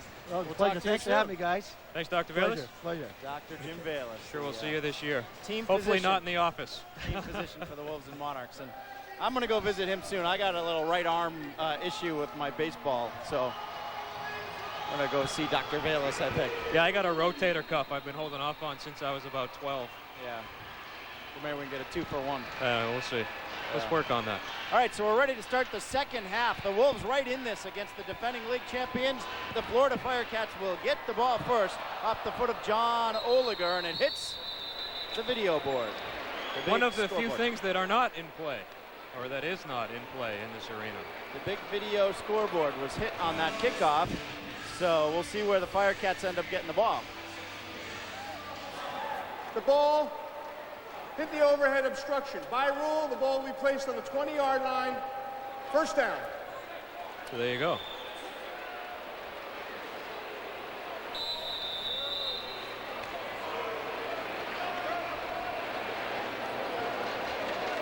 So they get it 30 yards from the end zone, and we are ready to roll here in the second half of play. The quarterback is Chris Wallace looking for the end zone, a Magic Benton. And Benton takes a hard hit into the boards, although it looks like the boards got the worst of that one. Also down is William Haight for the Wolves.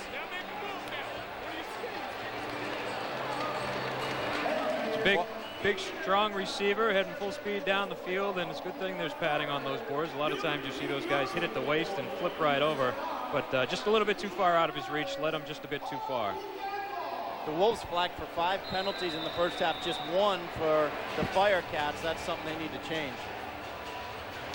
Manchester leading the way in a lot of statistics in the first half, although they find themselves on the bottom end of the scoreboard. They led in passing yards in the first half with 113 to 69 for the Firecats, and 9 rushes for 20 yards opposed to 6 for 19 for Florida.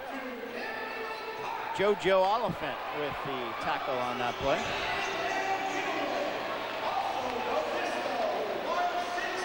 So Jake Eaton, the quarterback, threw for 113 yards. Chris Wallace only 69, but Wallace with 2 touchdown passes. And Wallace and the Firecats have the ball now, 3rd and 8 at their own 22.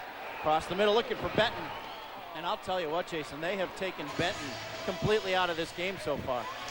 Yeah, they really have. He wasn't only a key player for us entering this game, he was a key player for the Wolves. They've obviously game planned him. I'm not sure. We'd have to check if he was on the Florida roster last year as we take a look at the dance team coming down the steps. They've changed their uniforms. They change 6-7 times a game, I think.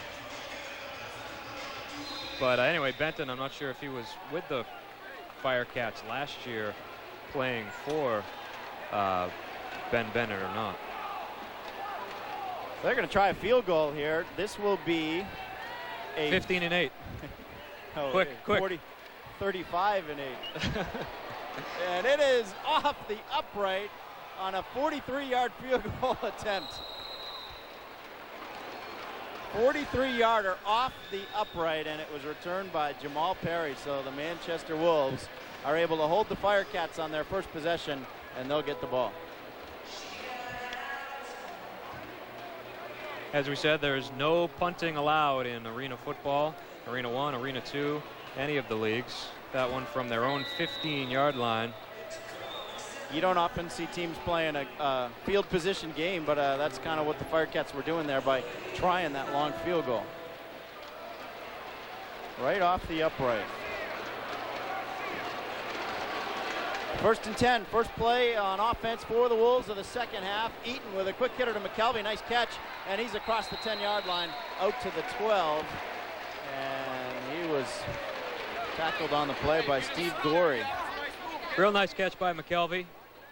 Looked like Eaton threw it a little bit behind him. He had to turn back around and reverse his steps, and he caught it with that one hand. Good thing he made the catch. If he had missed it, it could have been a backwards pass, would have been a live ball. Great catch, picks up some good yardage. Second down, about 3 to go.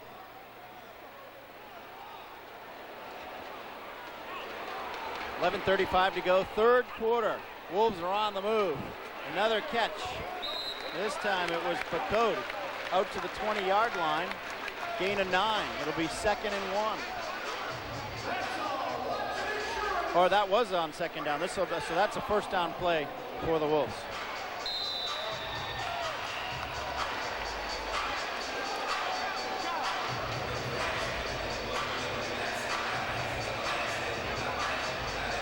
The good crowd here today as Ben Bennett makes his head coaching debut for the Manchester Wolves. He's won 2 out of the last 3 Arena 2 championships. Wolves really feel like he should have been coaching. He'll call a timeout here. They felt like he should have been coaching in Arena 1 this year, but instead they are lucky to get him here in Arena 2. Wolves will take their first time out of the half. Speaking of Ben Bennett, we got the chance to talk to him earlier this week. He talked a little bit about the differences between last year's Wolf team and the one this year that he's put together. Their team last year, I don't think, had a real good plan going in. They got started late, and things just didn't quite mesh as they went along. This year, I think we were a little less hurried. I think the guys that we brought in will tend to fit my system a little bit better than maybe the guys that were here last year. So, we're putting all the pieces together, and it may take a little while, but our guys will get the hang of this. And just to clarify, he went to 2 championship games, did Ben Bennett, and he won 1 of them. But he got him to the championship game a couple of times. This is, we lost him, but that was Ben Bennett right there. And here's Bennett right there. He's got to use that telestrator whenever we can, Jason.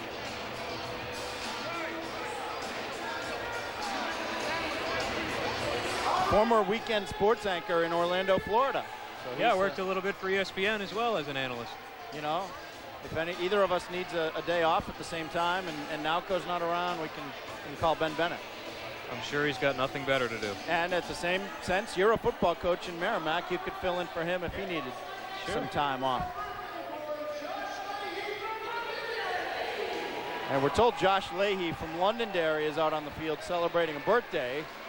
And the Manchester Wolves dancers are out there as well. So, happy birthday to Josh.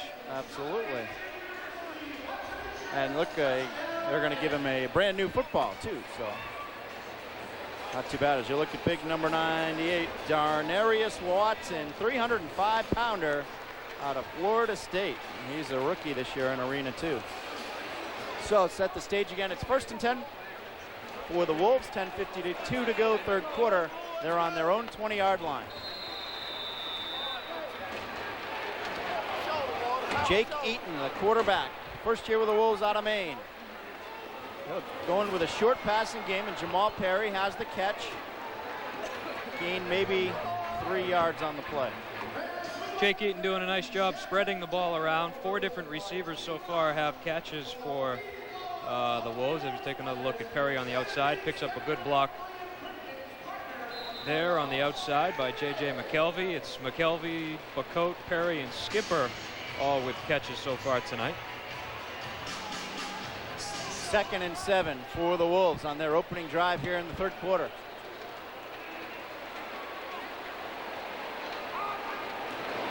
It's Eaton. He's got McKelvey. Look at the speed. He just bursts off the ball, and he's out to the 18-yard line. A very good tackle by Kelly Snell of Florida. McKelvey, a pretty big guy, 6'4", 225 pounds. He played at Clemson University. See the pass out to McKelvey. They're going to get a great wide receiver back next week. You might remember number 4, Reggie Robinson from last year. He's out with a knee injury, but talked to him before the game, and he said he'll be back next week. They also have Ryan Soule, is a good player. He's a wide receiver, and he's out with an injury right now to his back. 9:33 to go, third quarter. It's 3rd and 2. Penalty flags are flying, and the Wolves say it's against the Firecats. Officials will huddle up on this one, all 4 of them. It's a smart move by the offense, and Jake Eaton, he probably gave him a hard count, draw them off sides, under 5 yards to go for the first down, and they'll pick it up. Encroachment on the defense. Number 5, penalized 5 yards from the previous spot, results in a first down.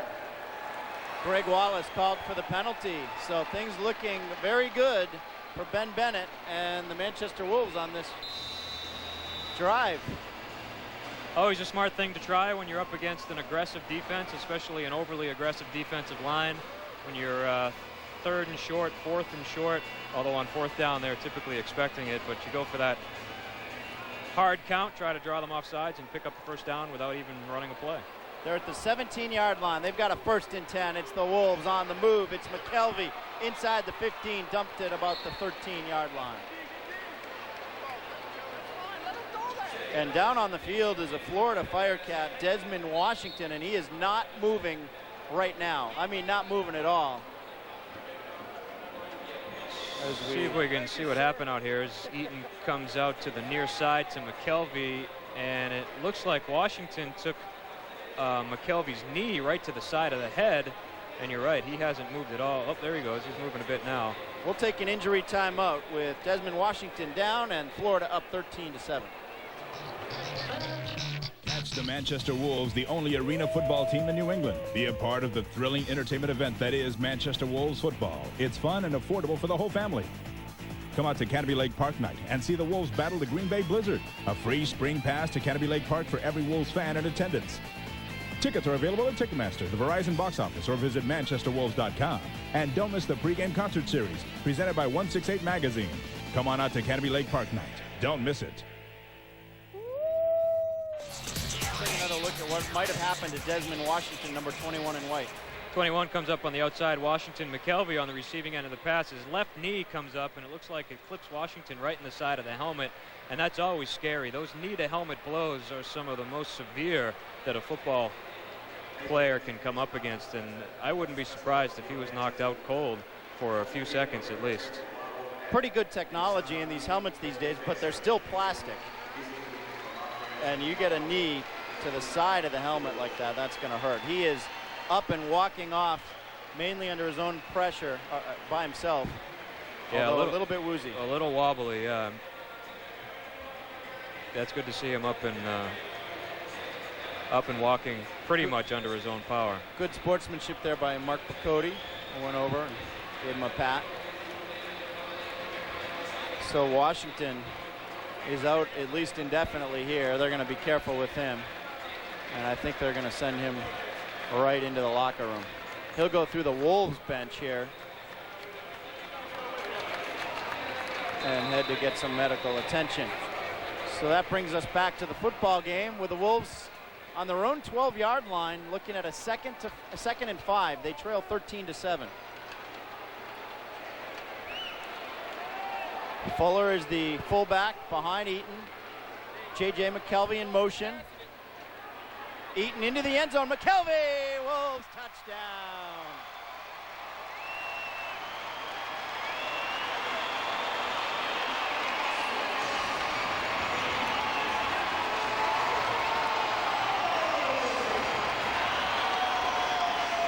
So the Wolves get themselves right back in this ball game. McKelvey in motion towards the line of scrimmage. It looks like Ben Bennett might go right after the replacement for Washington.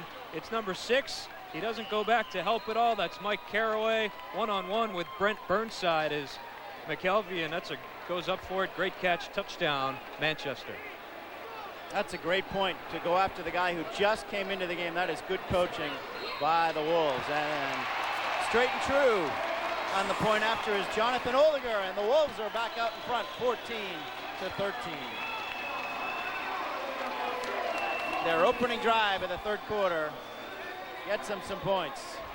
J.J. McKelvey, his first touchdown. Jake Eaton, his first touchdown pass of the season. Jim Schubert, the coach, there on the bench. So let's take this new technology into what do we like to look at here? Now, we mentioned before the game the difference between the NFL and arena football. Now, this distance in the goalposts here is only 9 feet as opposed to 18 and a half for the NFL. Then, of course, you have these nets that are 32 by 30 and playable off the net. But 9 feet as opposed to 18 and a half, which is more probably something like that. That's a very small area, and these kickers have to be good. That's a big difference, no doubt about it.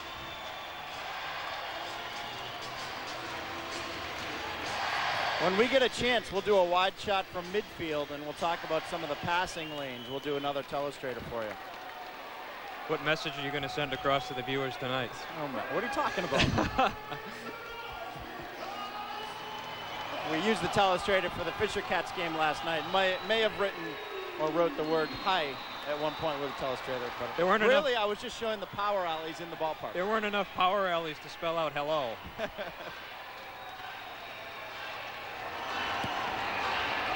And another kick by Oliger that goes into the scoreboard, and that'll give the ball to the Florida Firecats at the 20-yard line with 7:45 to go in the first quarter. Overhead obstruction of the free kick. By rule, we will place the ball on the 20-yard line. First down. That's a great look by our Jim Lord, the photographer, on that kickoff. Overhead obstruction of the kick, otherwise known as it hit the scoreboard. Yes, that thing almost went up inside the scoreboard, got caught up there. So the Firecats with the ball at the 20-yard line. Wallace to Magic Benton. Benton is tripped up. Nice tackle by Ron Smalls of the Wolves.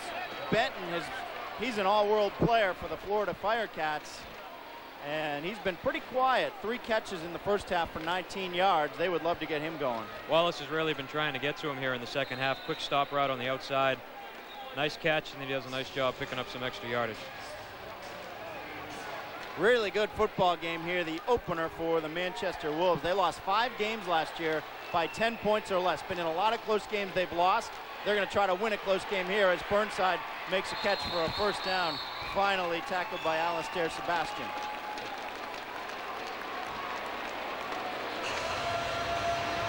Smart play by Wallace and the Firecats offense. They're not going for too much. They're taking what the defense gives them and picks up enough for the first down on that short completion to Burnside.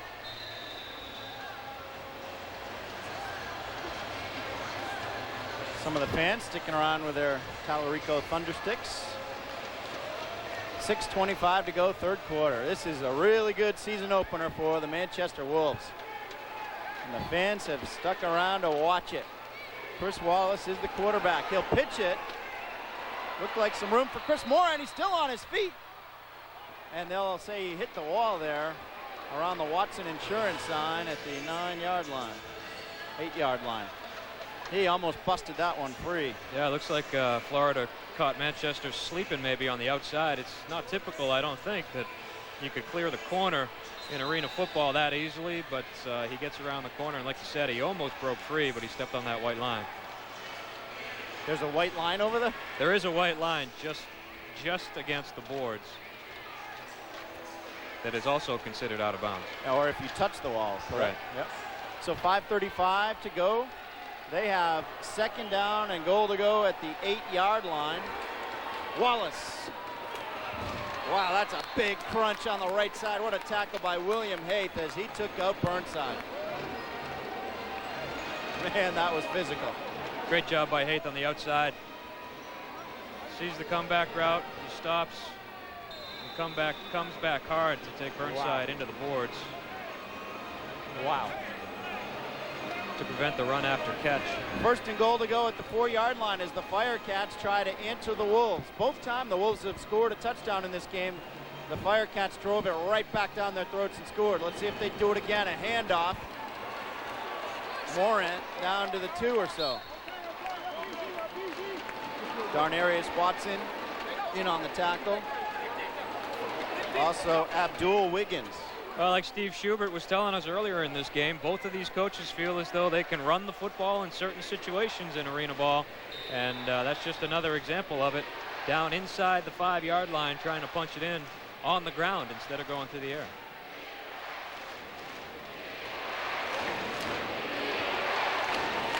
We hear Desmond Washington is now back in uniform and on the bench for the Firecats. No word if he'll actually play again, but he is back in the arena. He's the player that was down on the field after taking a knee to the helmet. It's 2nd and 1. They'll run it again, and they got a touchdown this time. And it's Anthony Sneed who runs it in from 3 yards out.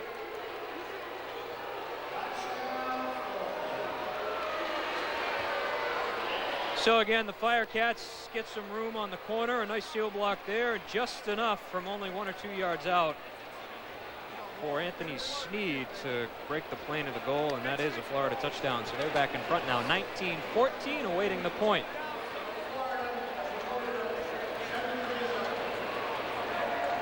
And that'll bring on Brandon Hornblue, kicker out of the University of Michigan. See if the lefty can put it through and give the Firecats a 6-point lead. It's an 18-point point after try, 18-yard point after try. That's good. And the Firecats open up a 19-14 lead on the 3-yard touchdown run by number 3, Anthony Sneed. That's the Manchester Wolves, the only arena football team in New England. Be a part of the thrilling entertainment event that is Manchester Wolves football. It's fun and affordable for the whole family. Come out to Canopy Lake Park night and see the Wolves battle the Green Bay Blizzard. A free spring pass to Canopy Lake Park for every Wolves fan in attendance. Tickets are available at Ticketmaster, the Verizon box office, or visit manchesterwolves.com. And don't miss the pregame concert series presented by 168 Magazine. Come on out to Canopy Lake Park night. Don't miss it.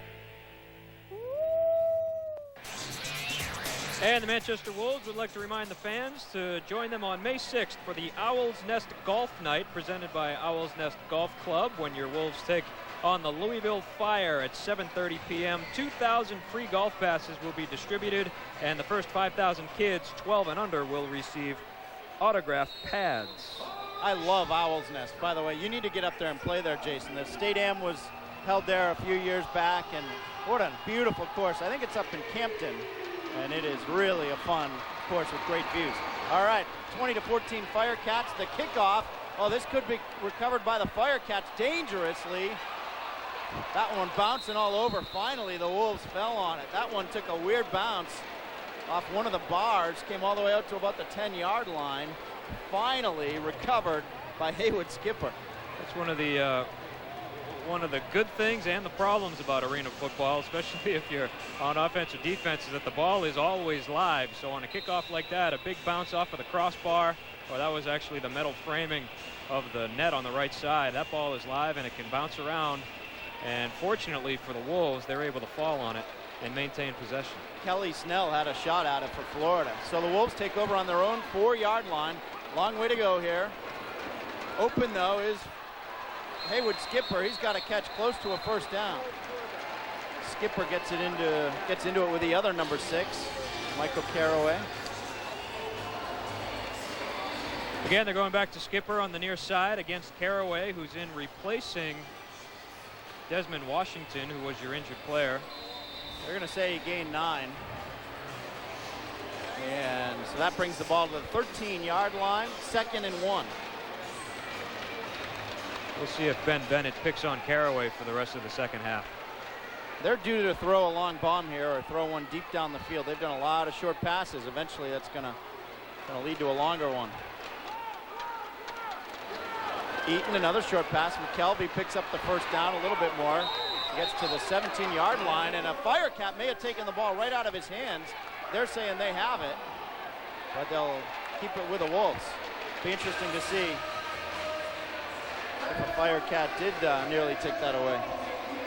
You know, it's fun to see some of these plays. This is a well-designed arena football play. It's a quick pass to the outside, and the other receiver, Hayward Skipper, out there primarily as a blocker, gets a good block on the outside to give some running room. It's kind of like playing flag football out in the backyard with your friends. You know, there's only 8 people out there, and each person has a responsibility. It's fun to watch. Eaton, another short pass, and Skipper hauls that one in for another gain of about 5 or 6. The defensive back kind of laying back on that one, and then it looked like he came up and almost had a chance to pick it off. So the defenders are starting to look for that short pass. We'll see if Bennett throws a fake and then goes for a longer one. Again, a lot of screen passes, a lot of passes within 5-7 yards of the line of scrimmage. This one a little bit further to that, out to Skipper, but a good pickup for 2nd down, about 5 to go. They're at their own 23-yard line. 20-14, Firecats. Eaton is looking a little deeper. Oh, and in and out of the hands of Jamal Perry. That was a nice pass and catchable for the Wolves. Looked like Perry might have come down a little bit early. He could feel the pressure coming on from the other side and kind of bracing himself for a hit. If you take a look, the ball comes over the middle.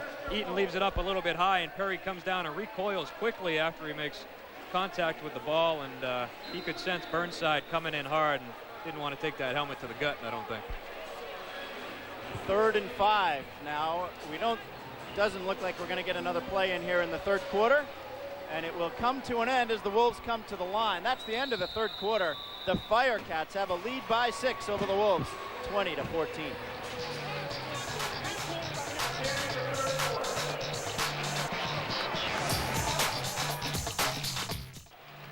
And we're ready for the 4th quarter. A good Arena 2 football game here. Season opener for the Wolves. They trail by just 6 points to the defending league champion, Florida Firecats. You really have to be impressed with what the Wolves have been able to do tonight.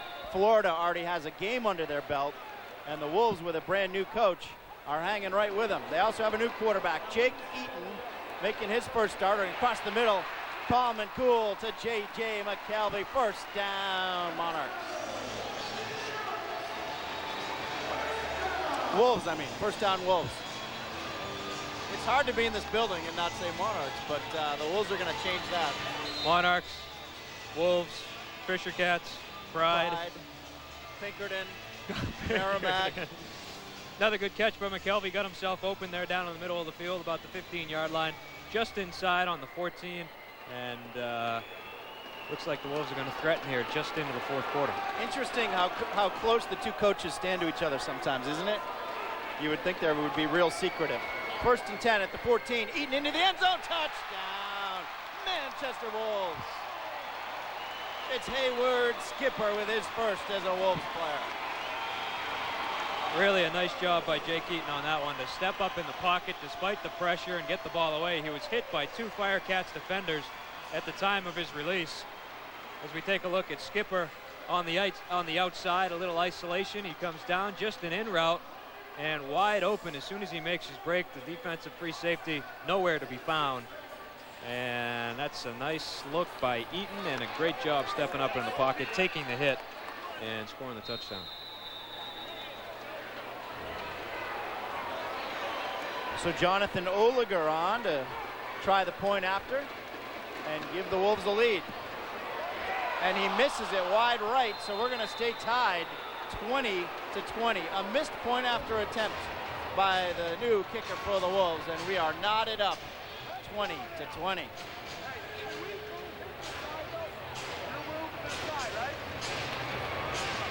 Well, like we've been saying, it's only 9 feet wide, so it's certainly not a sure thing for some of these guys, and that one just a little bit wide to the right into the netting, and sometimes it's the snap, sometimes the hold could be off just right, sometimes the kick just... I'm going to show you a little what I've figured out on the passing game here, Jason. Yeah. You've got different zones is what I've figured out. You got the 10, the 20, the 30, 40-yard zone. And then you can go deeper along the outside if you want. You also have the short hook route available. You can just do a real short one, hook around and catch it. And then you've also got some slants that you can do. You can do it right over the middle. And then don't forget about right down the middle of the field is also open. And then the middle leg. Did you forget how to spell your name there for a minute?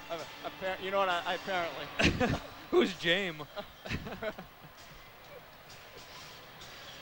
Did you learn anything about the arena passing game there? I actually wasn't paying attention. Thanks.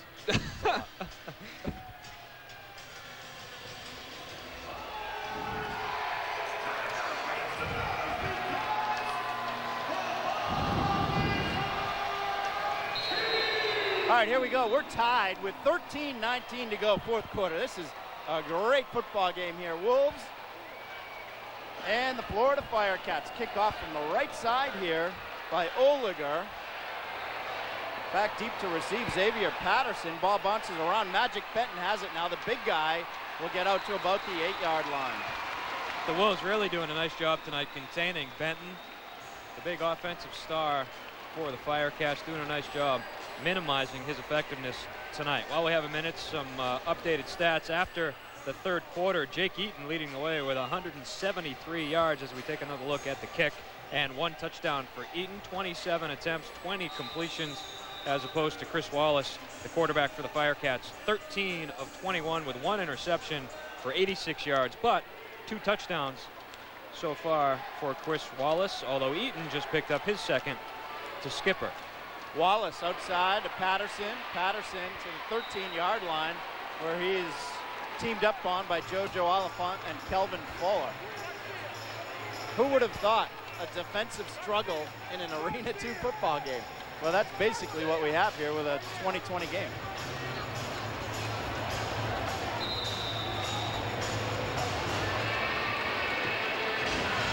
Patterson. Nice catch by Patterson on the outside, and a good move to take the ball to the middle of the field, try to pick up as much as he can get instead of trying to stretch it out to the sideline. 2nd and 6. Wolves would love to come up with a turnover here. They got one in the first half. It won't happen on this catch by Brent Burnside.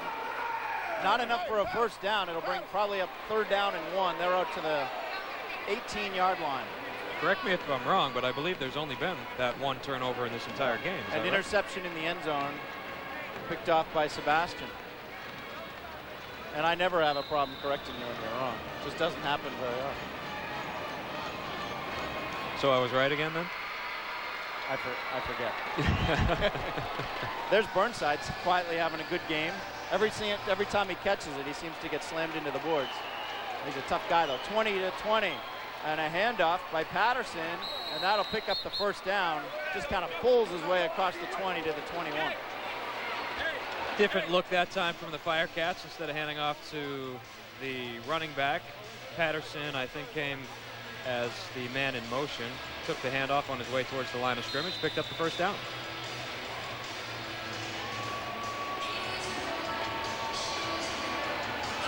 Coming up on 11:05 to go, fourth quarter.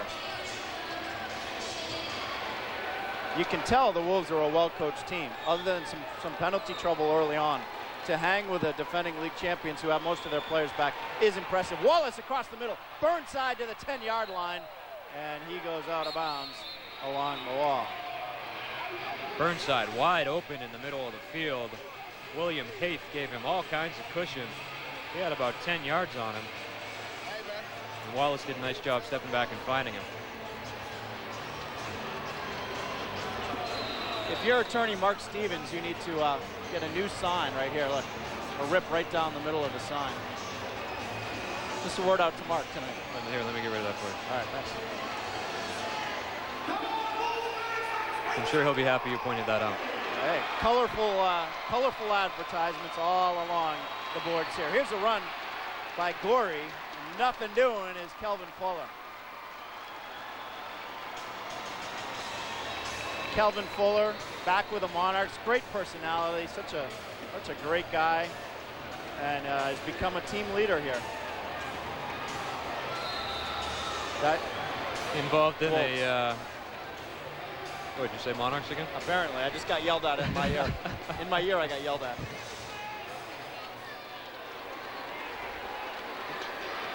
Fuller involved in that unfortunate shooting incident last year. It kept him out of a few games.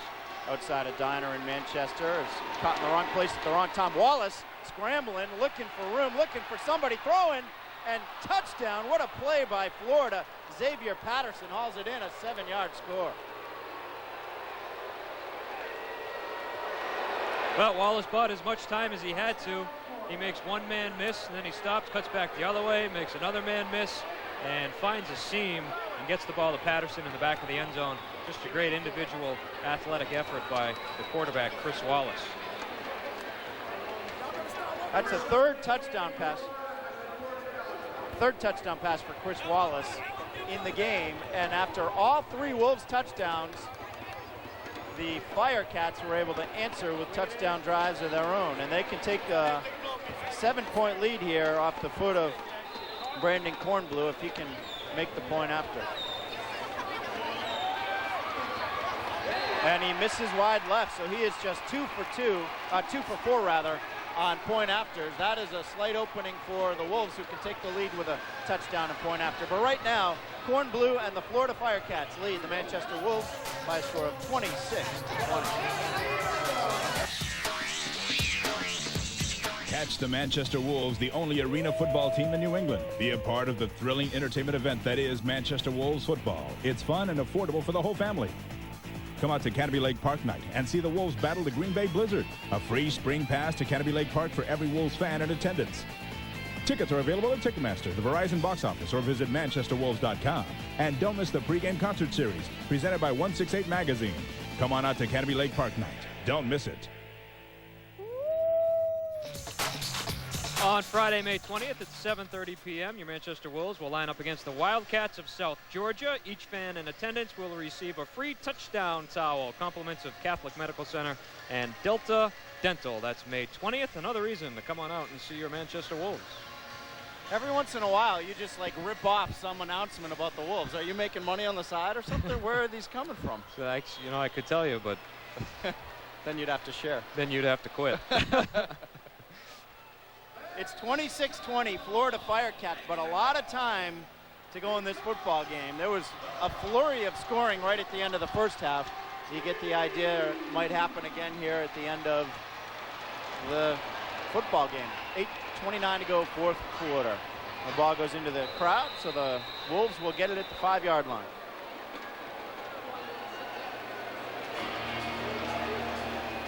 Another souvenir into the crowd. That missed extra point, really left the door open for the Manchester Wolves here with just 8:25 to go. They can maintain a drive, put some points on the board. After this play, we're going to show you some pictures of what the Wolves coach used to look like when he played. It's kind of interesting. But the Wolves go to work from their own 5-yard line, trailing by 6 points. Eaton pass out, and really no gain on the play by Mark Bacote. Ben Bennett used to be the quarterback at Duke University, and he was quite a scrambler. Yeah, we have some pictures here as they played NC State back in the day. Bennett played 4 strong seasons as quarterback for Duke, and he finished his career as the NCAA all-time leader in passing attempts, completions, and passing yards. He set 7 NCAA, 15 ACC, and 42 Duke records. So, hey, not a bad player in his own right. And that was an incredible play there where he caught his own pass. That's for sure. Bennett wearing number 14, and there he is. His team down by 6 points right now. 2nd and 10 for Jake Eaton. He's in his own end zone, but he's got McKelvey wide open near midfield. Still on his feet down to the 27-yard line. McKelvey has played the kind of game we expected out of Magic Benton of Florida. Thought he would dominate catching the ball all over the field, but it's been McKelvey who's been the great wide receiver. Yeah, he's really had a good game. I'm not sure how many receptions he has now as we take another look at the last reception. Nice play to the outside. He was wide open there. He makes one tackle or almost miss, picks up a couple of extra yards. He had 3 catches for 35 yards entering the fourth quarter. He has a few more than that now. Yeah, he has 31 catches now in the game. He's having a terrific game. No, yeah, he is having a good game. And it's Jamal Perry wide open and down to the 11-yard line. This is some fast break football now by the Manchester Wolves.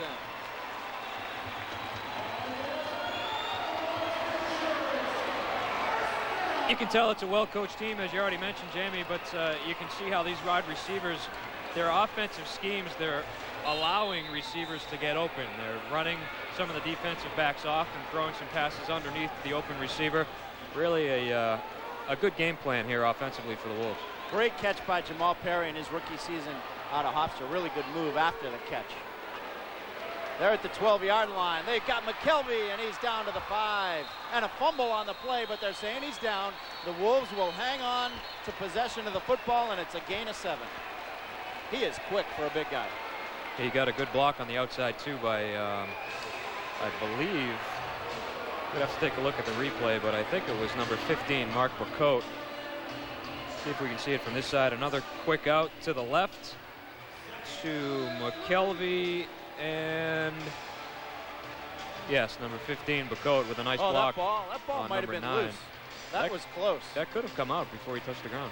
That was close to whether his knee was down or not, but the official was right there, had a good look at it. Wolves they've got it at the 5-yard line. They trail by 6 points. They need to get into the end zone with 5:27 to go in the football game. McKelvey comes around in motion. Eaton does want to pass. Looking for McKelvey, couldn't go up and get it. They went right through the hands also of Kelly Snell, the Firecats defender. I think they were looking for a jump ball there. There's one happy little fan. This one just a little too hot and high from Eaton. Intended in the back of the end zone. That almost looked like a timing play, like they knew exactly where they were going to throw it. Right through the hands of McKelvey. He made the catch, though. That is a great souvenir to go on his nightstand tonight. Yeah, that kid's ready to go home now. 4:45 to go in the football game. The Wolves need a touchdown. They trail by 6, but they have the ball at the 5-yard line, and they can pick up a first down. It's 3rd and 3 at the 5. They need to get down to the 2 to get a first down. They're thinking touchdown, Eaton into the end zone. And that's a good complaint by Mark Bacote. He's saying his shirt was grabbed, but the official didn't see it. Yeah, Anthony Sneed definitely made a nice play with his left hand, but his right hand was holding on to the back of Bacote, taking a look at it. Bacote with a nice cut to the outside, and there, the right hand of Sneed grabs the shirt. They missed one there. The officials missed it. That saved a touchdown against Florida. And Ben Bennett wants to use another timeout with 4:01 to go in the football game. The Wolves will be down to just one timeout. But you can't be too careful here. They need a score. Manchester. That is their second charge timeout. Ben Bennett still pleading his case there to the official. We have a 4th down upcoming. Biggest play of the football game upcoming for J.J. McKelvey and the Wolves. When we come back, they trail by 6.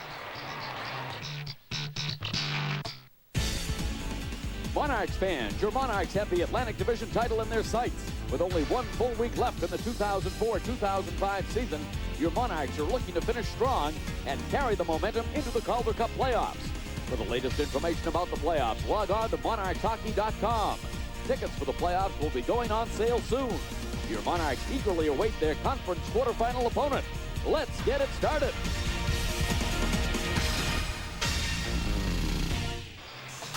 And we are back and ready for what could be the play of the games for the Wolves. They are 4th and 3 from the 5-yard line. They can pick up a first down, but they need to get at least 3 yards to keep this drive going. With 4:01 to go in the football game, they trail by 6 points. Eaton under center. McKelvey, who's been an Iron Man this game, in motion. Plenty of time into the end zone. McKelvey trying to make a catch, but there's a flag down. There's a flag. It should be a defensive penalty against Florida. I think that's going to be holding against number 9, Kelly Shell. Defensive back. See if we can see it here on your screen.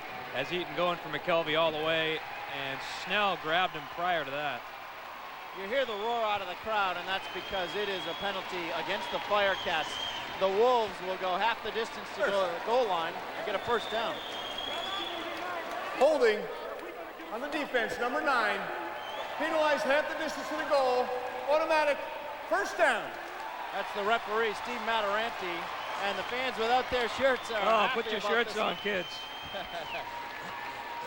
Here we go. The Wolves now in a beautiful opportunity with the ball at the 2.5-yard line. Again, they trail by 6 points.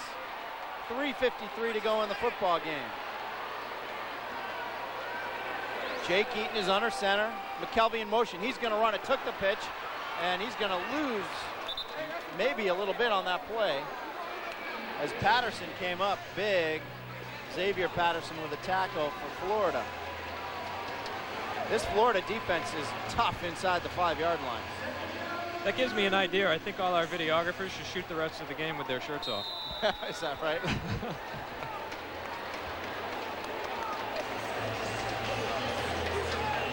I know Jim Lord would like that.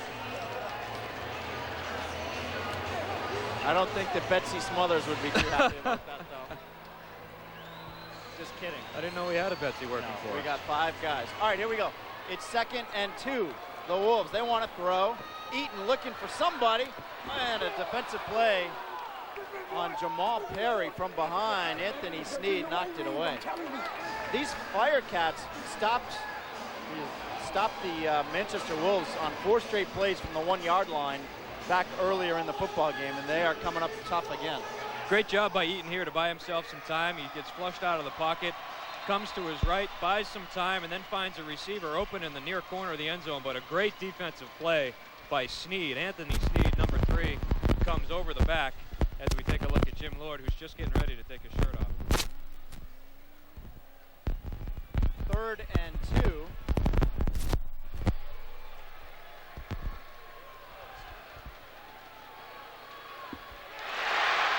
Touchdown from Jake Eaton to Mark Bacote. And the Manchester Wolves are back in business. They've tied this game up at 26 apiece. Take another look at it. Eaton back, just a short drop. He spreads a little bit to the left, and he finds Bacote wide open on the left seam. And that is a touchdown for Manchester. So just like that, this game's all tied up again. Great play by Bacote to catch that one, and by Eaton to throw it. 3rd touchdown pass of the game for Eaton. He has also run one in, and they can take the lead now. This is a big extra point attempt for Jonathan Oliger. From 18 yards away, and he misses off the left crossbar, or upright rather, and so we're tied 26. Both kickers have missed 2-point after attempts in the game. 26-26. That one hurts. A lot of them have hurt. This game would be quite a bit different if the Wolves made all of their extra points, or on the other side, if the Firecats made theirs. So we're tied. Don't go anywhere. Just 1:27 to go. And it's important to note that after the 3 previous Wolves touchdowns, every single time the Firecats drove right down the field and scored. The Wolves will have to come up with a stop in the final 87 seconds and try to send this into extra overtime.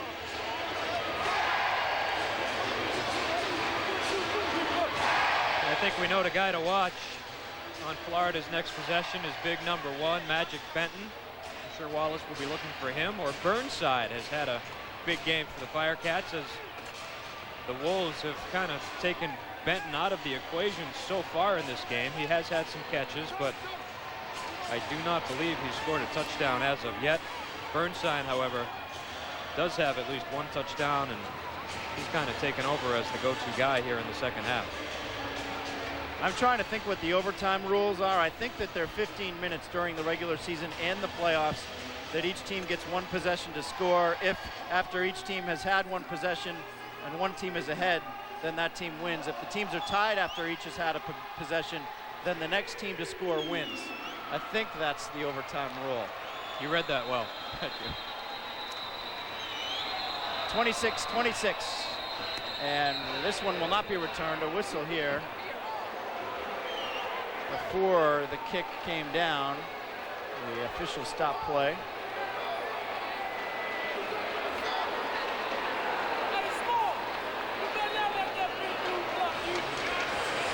Please reset the game clock to 1:27 seconds.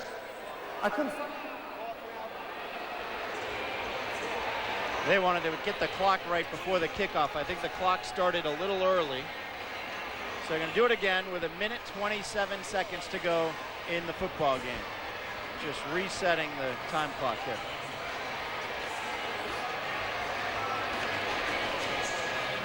So again, we're all tied 26-26. The season opening game for the Manchester Wolves, live here on WMUR TV. Jamie Staten and Jason King, along with Naoko Funayama back in the WMUR studios. We have had a great game here for opening night in Manchester.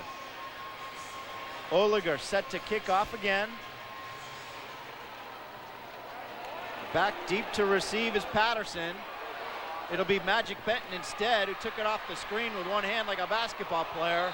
Big hit for the Wolves by Deshaun Stovall. The 310-pounder took down Magic Benton, but a good return out to the 15. That's a defender's dream, to try to catch someone with the ball a little bit off balance, and Stovall came up big with a big hit to just end the run by Magic Benton. But that's not the guy that the Wolves want to see the ball with. They don't want to see him one-on-one with Stovall that much either, but Stovall won that battle. Minute 10 to go in the game. It's Benton again. Now they're going to their go-to guy, and he's out to the 20-yard line. Gain of 5, and he talks a little trash to Greg Munch of the Wolves. Plenty of time and 3 timeouts left for the Firecats. They need to go 30 yards for a touchdown. We'll take a quick timeout. 26-26, Ben Bennett trying to get a win in his opening game.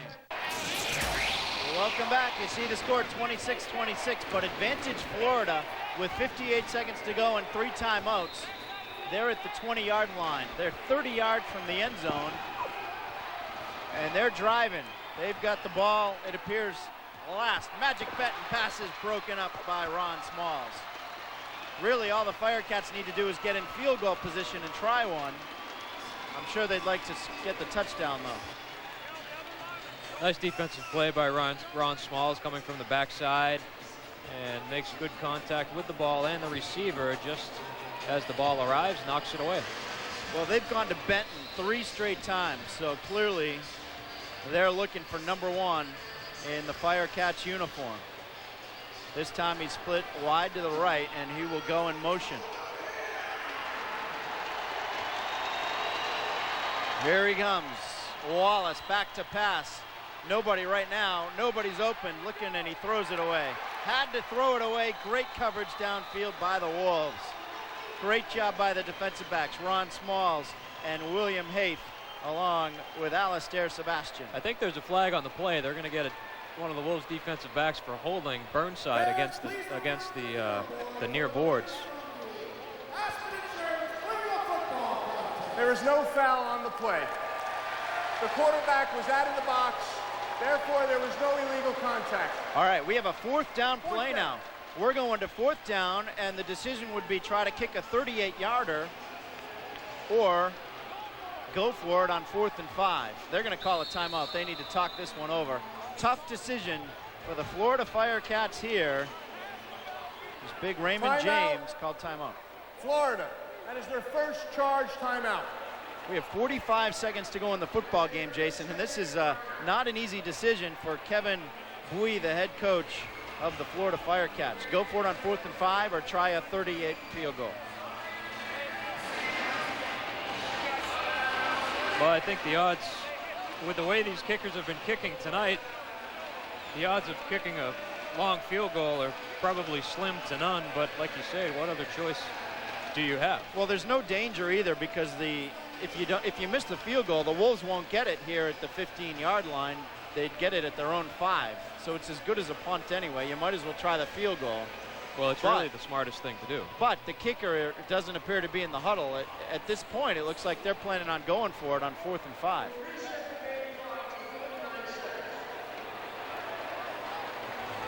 Three touchdown passes for each quarterback, a rushing touchdown for each team, 2 missed point afters by each kicker, and that has us tied at 26. They're going to go for it on 4th down and 5. So now another huge play for the Wolves against the Firecats. They need to stop them right here. 49 seconds to go in this football game. Benton's in motion. Wallace looks to throw. Nobody open right now, but a lot of time. He's under duress. Wallace throws across field. Nobody home.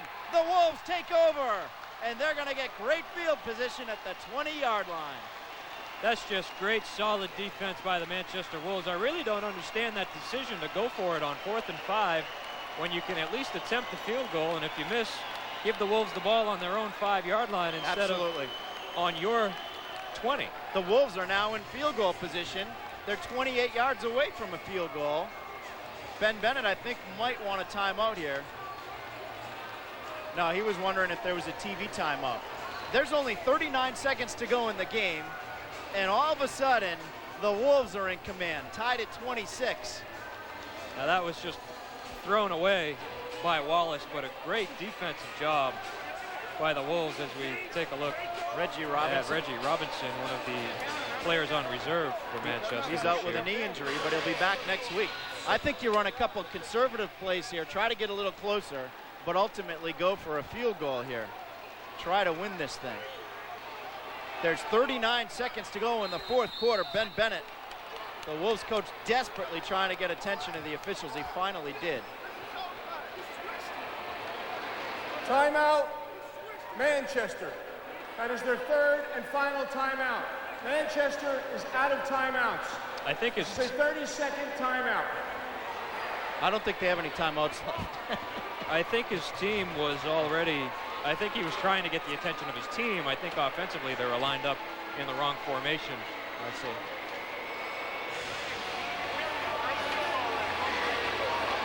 Fans, join us on May 6th for the Owl's Nest Golf Night presented by Owl's Nest Golf Club when your Wolves take on the Louisville Fire at 7:30 p.m. 2,000 free golf passes will be distributed, and the first 5,000 kids 12 and under will receive autograph pads.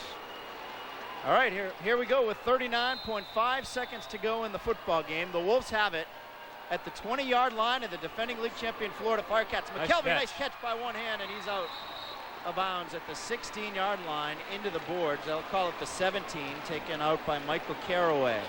Every yard they get is a little bit closer on the field goal attempt for John Oliger. Again, a great catch by McKelvey on the outside. Some good protection on the inside. That one-handed stab by McKelvey. Then a nice block there by Bacote to free McKelvey for a couple of yards. Right at the end of the half, the Firecats had an 11-second scoring drive. So no matter what happens here in the final 35 seconds, you don't want to give the ball back to the Firecats at all. 2nd and 7. It's Eaton looking for the end zone to McKelvey, and he overthrew him.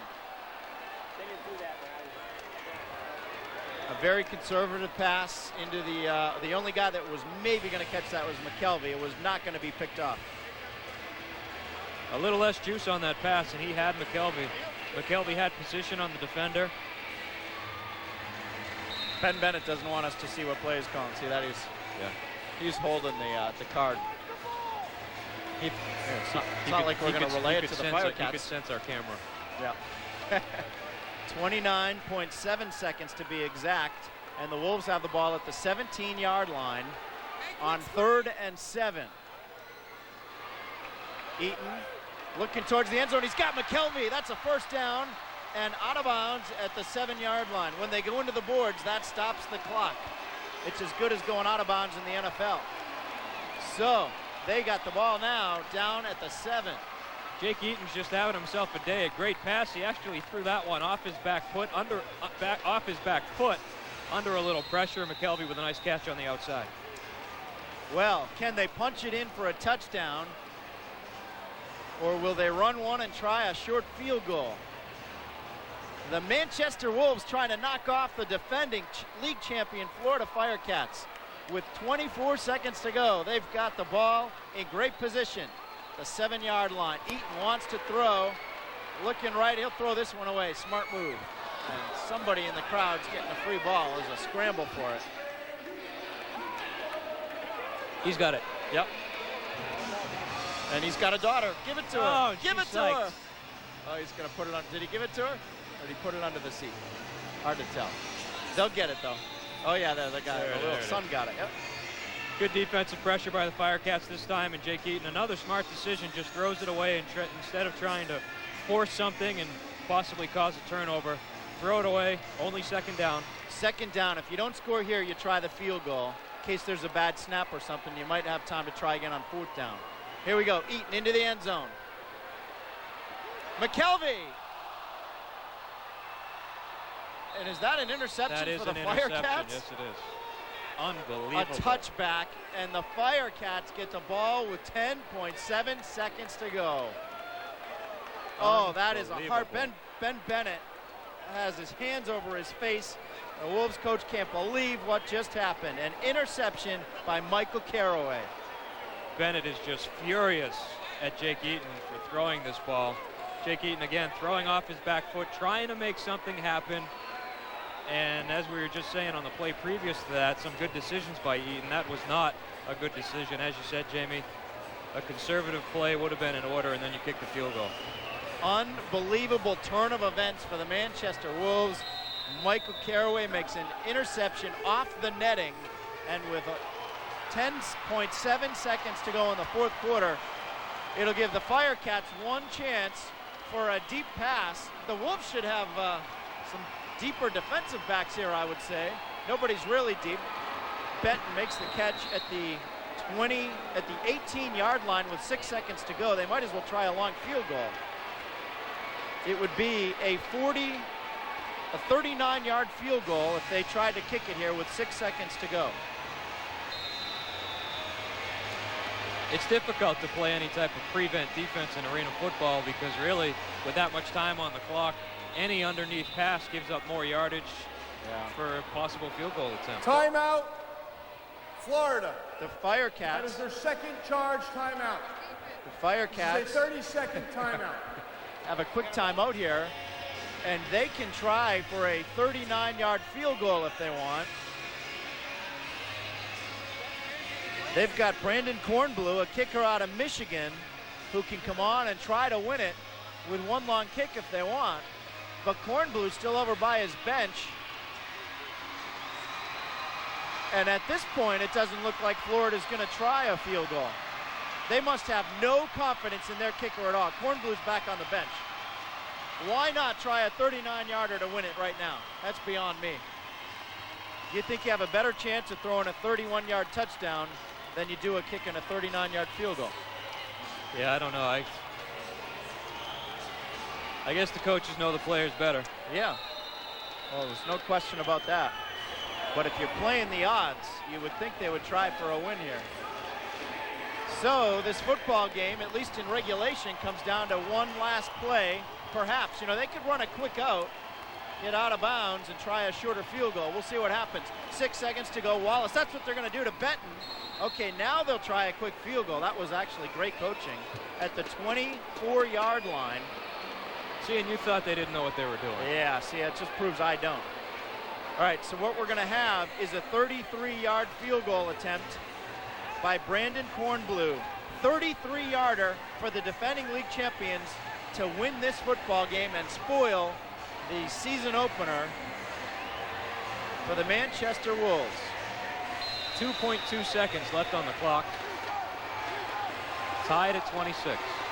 A 40-yarder. It's a 40-yard field goal for a young kicker out of Michigan, Brandon Kornblue. Can he win it on the last play of regulation? The kick is up, and it's no good. It was short, and it was left. James Perry can still run it back to win this thing, but it looks like we're going to overtime. Kornblue's kick short and left, and when we come back, folks, we have overtime at the Verizon Wireless Arena. The Wolves and Firecats are tied at 26.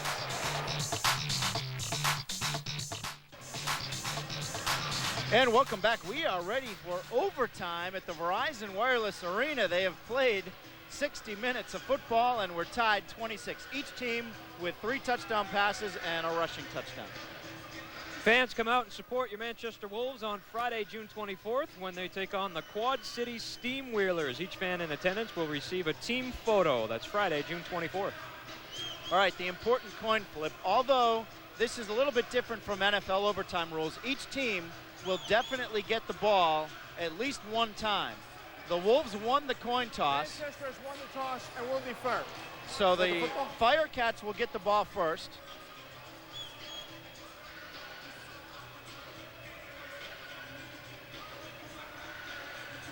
Well, the Wolves will receive the kickoff. Florida will receive the kickoff, so the Wolves will go on defense first. I don't think the Wolves deferred. I think they chose to go on defense. Is that a choice? You can kick or receive, right? Yeah. So their choice should have been to kick. So each team will get at least one possession. After that, if nobody's scored, it's sudden death, and the first team to score wins. So no matter what Florida does on their opening drive here, the Wolves will get the ball back and have a chance to score as well. You want to go second, obviously, so you can see what the other team did. If they scored a touchdown, then you need one. Right. You need to see what you need. It's like college football in that regard. Each team gets a chance, and college is from the 25-yard line. And it's what the NFL, a lot of people wish the NFL would go to instead of sudden death. So both teams get a chance to touch the football. But this won't be from the 25-yard line. They'll kick it off and play in a normal game circumstance. So it kind of combines college and the pros, and is probably the best answer. Although I love the college overtime. I think that's phenomenal. Last year's home opener, you might remember, went to overtime as well. How about they lost by a field goal to Quad City here in Manchester.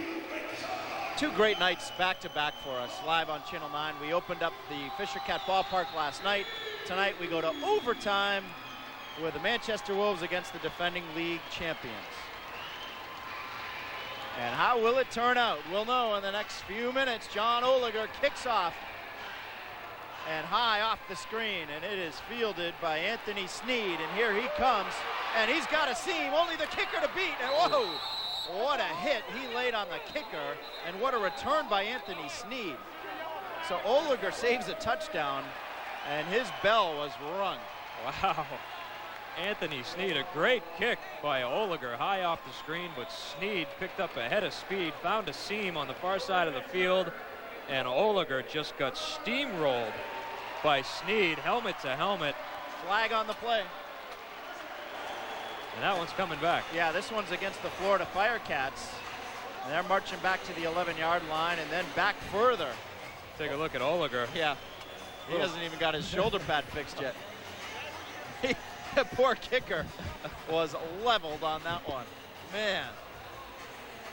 Florida will get the ball at the 6-yard line. There's a reason he had such a great return, and it was probably a hold. Yeah. So we're in overtime here at the Verizon Arena, and both teams will get at least one possession. Florida has the ball first. Chris Wallace has thrown for 147 yards. Burnside threw behind him. Burnside was open for a short gain, had the ball been thrown in front of him, but Wallace throws it a bit behind him. Good defensive play by Haith to make sure that Burnside couldn't come back for it. Burnside, leading receiver for Florida, 7 catches, 65 yards. Magic Benton also has 7 catches for 52 yards. Good news, the Red Sox beat the Blue Jays in Toronto 6-5. See if we can keep it going with the Manchester Wolves in overtime. And this one whistled dead. Great job by the Wolves defense to hold an excellent quarterback to 147 yards. Yeah, and I think they're just going to get him on an illegal motion penalty. False start for the offense, number 44. Penalize half the distance to the goal. Repeat second down. Number 44, the tight end on the left side. That's Kamon Fisher.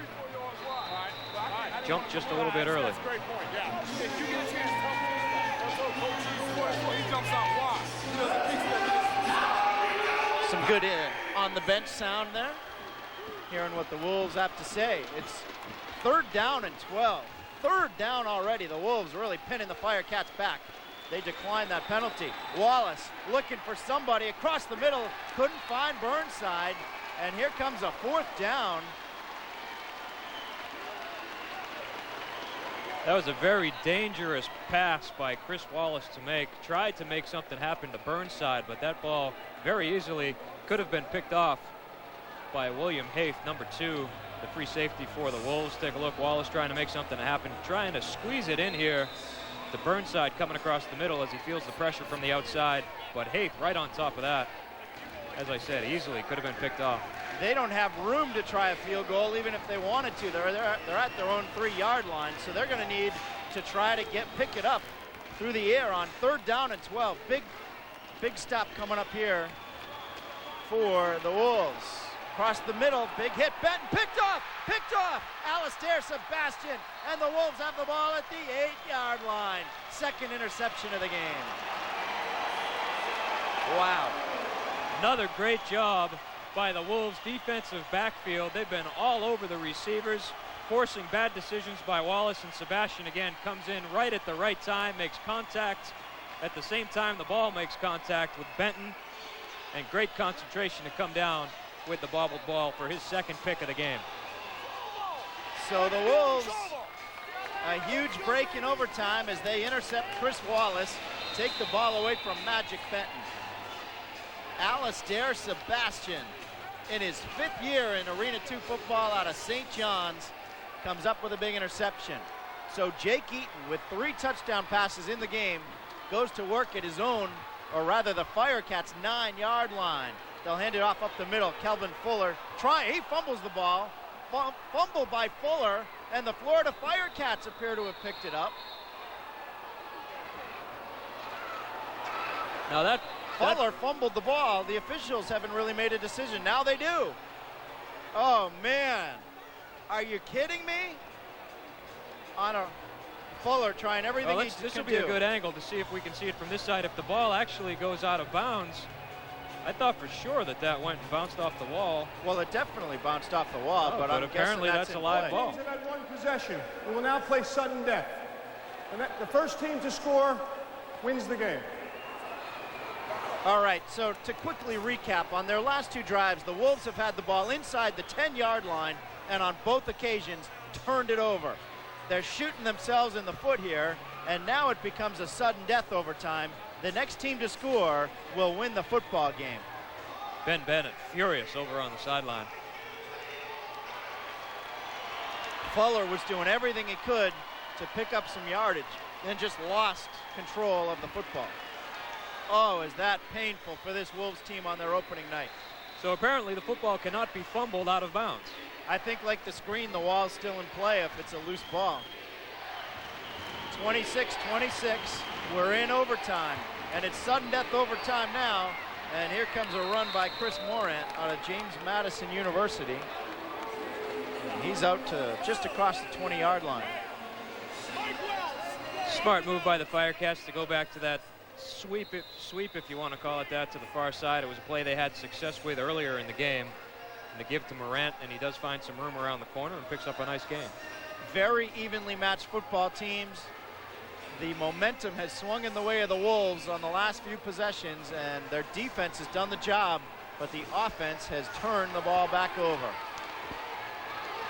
We're in sudden death overtime. 2nd and 4. Chris Wallace looking deep downfield, wants Benton, and thrown out of bounds. Sebastian against Benton, a good matchup there. And good coverage by Sebastian. You could tell looking at Wallace that he wanted to go to Benton all the way. And Sebastian stayed right with him. Forced Wallace to lead Benton to the sideline just a bit too much. All right, it is 3rd and 4. You see Alistair Sebastian, who has come up with 2 interceptions in the game for the Wolves. He had one in the first quarter that was in the end zone.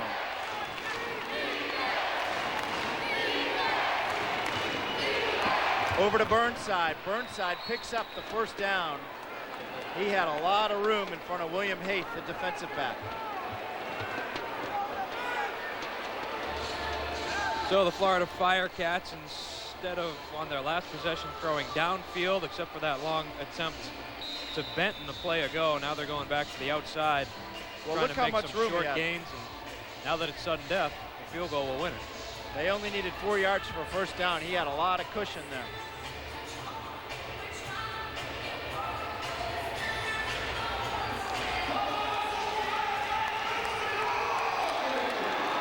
.59 to go in overtime. It's a sudden death overtime. Magic Benton with the ball down to the 16-yard line. Sebastian makes the tackle. They got help from about 5 other Wolves. Well, they're in very good field goal range now. The 16. So just to clarify for everyone, the overtime period to start, each team gets a possession. But once both teams have a possession, if it's still tied, then it moves to sudden death, and that's where we are now. And now Florida looks to be marching towards a possible field goal try or touchdown, who knows. But they're at the 16-yard line of the Wolves.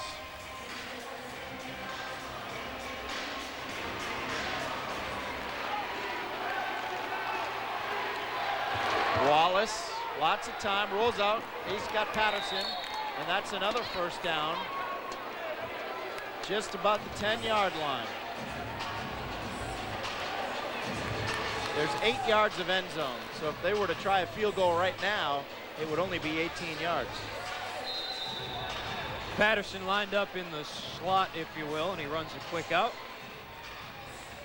Nice job by Sebastian on the coverage, but still enough cushion to pick up the first down. Wolves are, rather the Firecats now, are playing like a confident team that is the league champion, and they look like they know they should win the game. Got it at the 10-yard line. What do you think? Think we might see any running plays here? I don't know. Chris Wallace looking, and throws it away. Again, it was only first down. Why not throw it away? I don't know. Jim Lord's got to dive for that one, I think.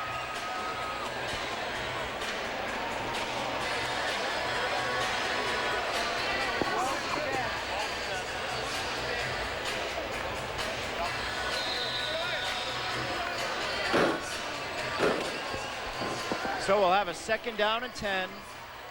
Next team to score wins.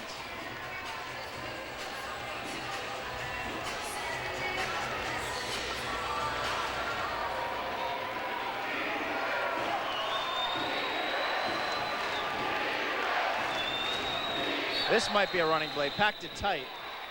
By the way, both teams were given 2 extra timeouts. Florida. Florida That's the first charge timeout of the overtime session. Florida will have 1 more timeout remaining. Well, while we have a quick minute following this game, and at the conclusion of each Wolves home game, there will be a 30-minute autograph session on the field. This is a great opportunity to get up close and personal with your favorite Wolves players. That's after every Wolves game for 30 minutes. The players, coaches, they'll come out and sign autographs for anybody that wants them. And while we have a timeout, thank our hardworking photographers, many of them who work 2 days in a row. You mentioned Jim Lord, but also Brian Robillard and Scott Hazard and Chris McDevitt and Chris Shepard. Hardworking crew here today. Jim's a little thin on top these days. We had Paul Falco doing replays. Jason Medeski also on camera. Our director, Michelle Schlickman. Our producer, Dave Hurlburt. Technical director tonight, Sam Venator. Dan Sheldon on audio tonight. Graphics, Dan Holt, Sarah Cunningham. So the Wolves defense has come up with some great plays throughout this ball game, and now they're put to the test one last time. Also Susan Bradbury, our technical director, who's probably got to be back in at work at about 4 in the morning. So really, for 2 straight days, our production crew has gone above and beyond. Here we go, 2nd and 10 at the 10-yard line. They'll try a running play, and it'll pick up maybe 2 yards. Big hit on the run by Chris Morant. Was it Sebastian again? What a game that number 21 is having. Not really surprised to see a running play. They've had success with this play, as we mentioned. They ran it just a few times ago. Sebastian comes up big on the outside, making the initial hit. And then a pile of Wolves jumps in there to finish him off, including number 90, Deshaun Stovall. We're looking at 3rd down and 8. It's either a touchdown here or a field goal try on 4th down. And a field goal is certainly not a gimme. Let's not forget that. From the 8-yard line, Wallace rolling out, eludes and throws it away. So here come the Florida Firecats. Well, there's a flag on the play. A flag on the play deep in the backfield. That might not be good news. No, that could be devastating if it's against the Wolves. And Wallace was the only Firecat back there. It's probably a late hit. That could be roughing the passer. No. It's still against the Wolves. It and then a is roughing personal the foul. passer. Yeah.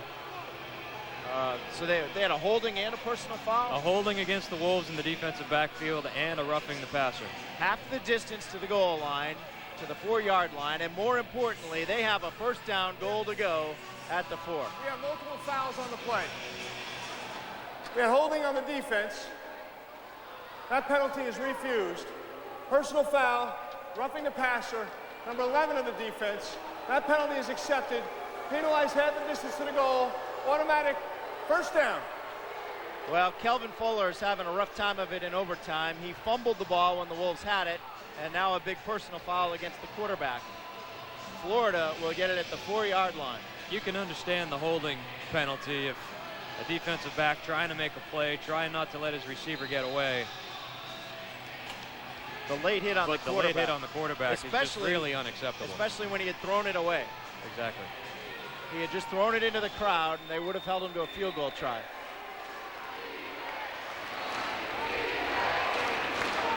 So Florida gets it first down at the 4-yard line. They'll try to run it left side, and the Florida Firecats win it on a run by Steve Gorey. The Firecats spoil the season opener for the Wolves by a final score of 32-26.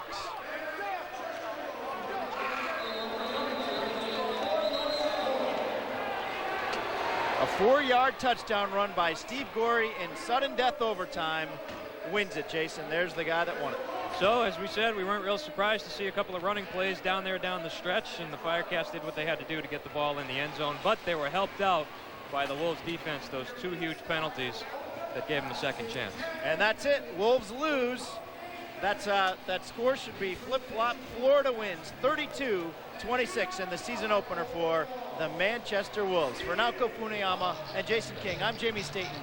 Thanks for watching Wolves football on WMUR TV. Stay tuned for News 9 at 11 coming up now in just 27 minutes. Thanks again. Have a great night.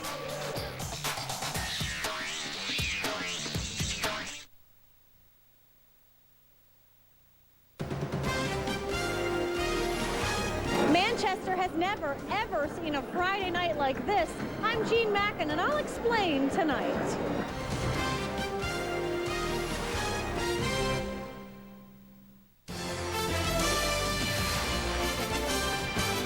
No one covers New Hampshire like we do. We're WMUR News 9. And now at 11 o'clock, 2 big games in the Queen City attract thousands of fans with money to spend. How these events are breathing new life into Manchester.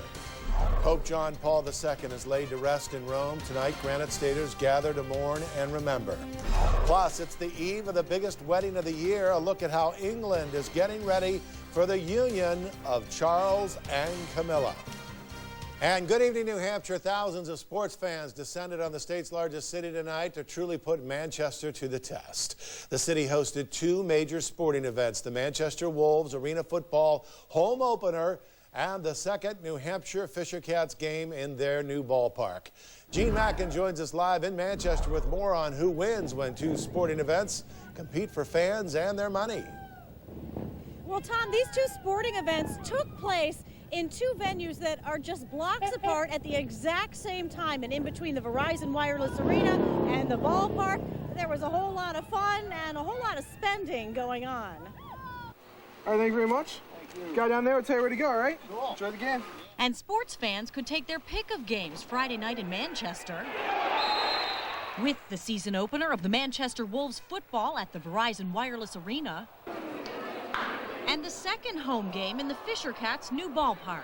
This is a great time. We're enjoying having the new stadium here. We just drove by and saw the Wolves opening game up there. It's just going to be fantastic. And fantastic financially for people making a profit when it's time to play ball.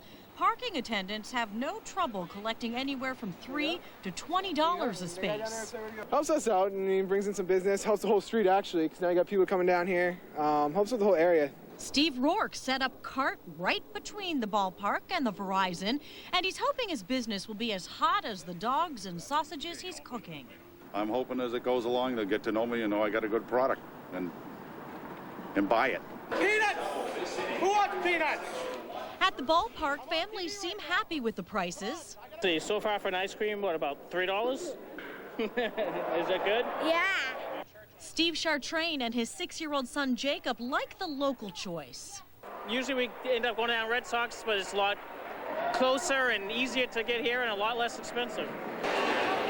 And up the street at the Wolves game, we found a birthday party that falls in the budget with some left over for souvenirs. Yeah, I believe so.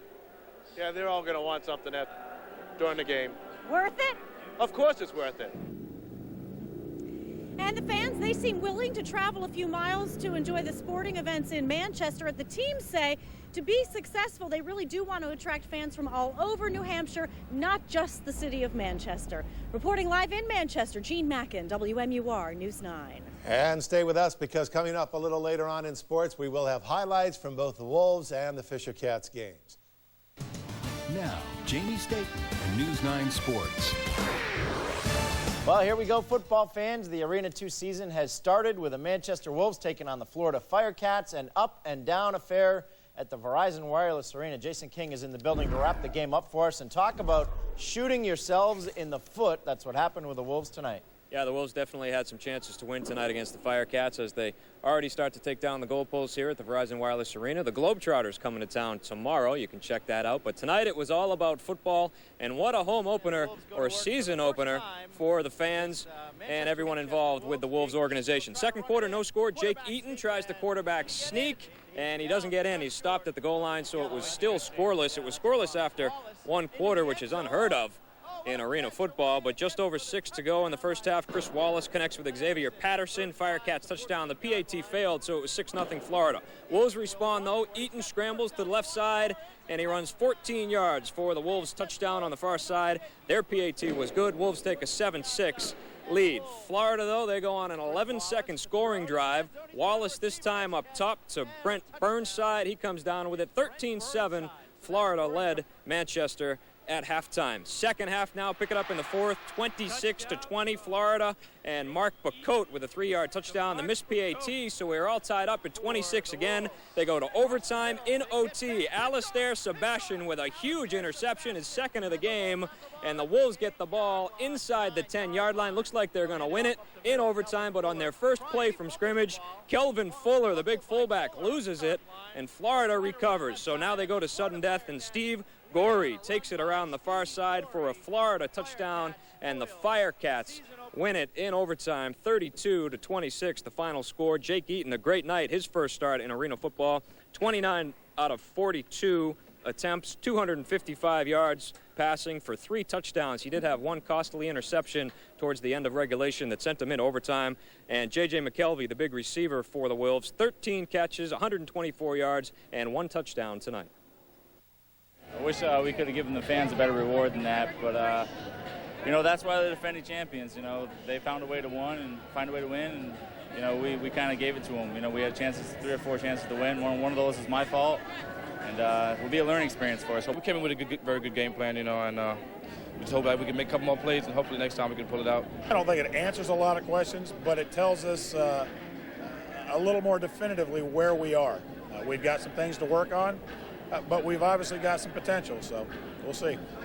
And if, in fact, the Florida Firecats are one of the best teams in the league, then tonight at least proved that the Wolves can hang with the best in AF2. They'll take on Green Bay at home again next week. Live at the Verizon Wireless Arena, Jason King, WMUR News 9 Sports. All right, Jason, we did the Fisher Cats last night, the Wolves tonight. What game you want to do live tomorrow? How about some croquet? Can we find any of that? How about we take one day off from the live games? Thanks, Jason. Great job tonight. Let's see how the Fisher Cats did in round 2 against the New Britain Rock Cats at the new ballpark. They had a lead late, but the Rock Cats picked up a 2-run homer by Doug Deeds in the 8th inning to win the game. Rock Cats pitchers struck out 16 Fisher Cats batters. Kevin Barker drove in 3 of the New Hampshire runs. The teams play again tomorrow at 1 o'clock at Fisher Cats Ballpark.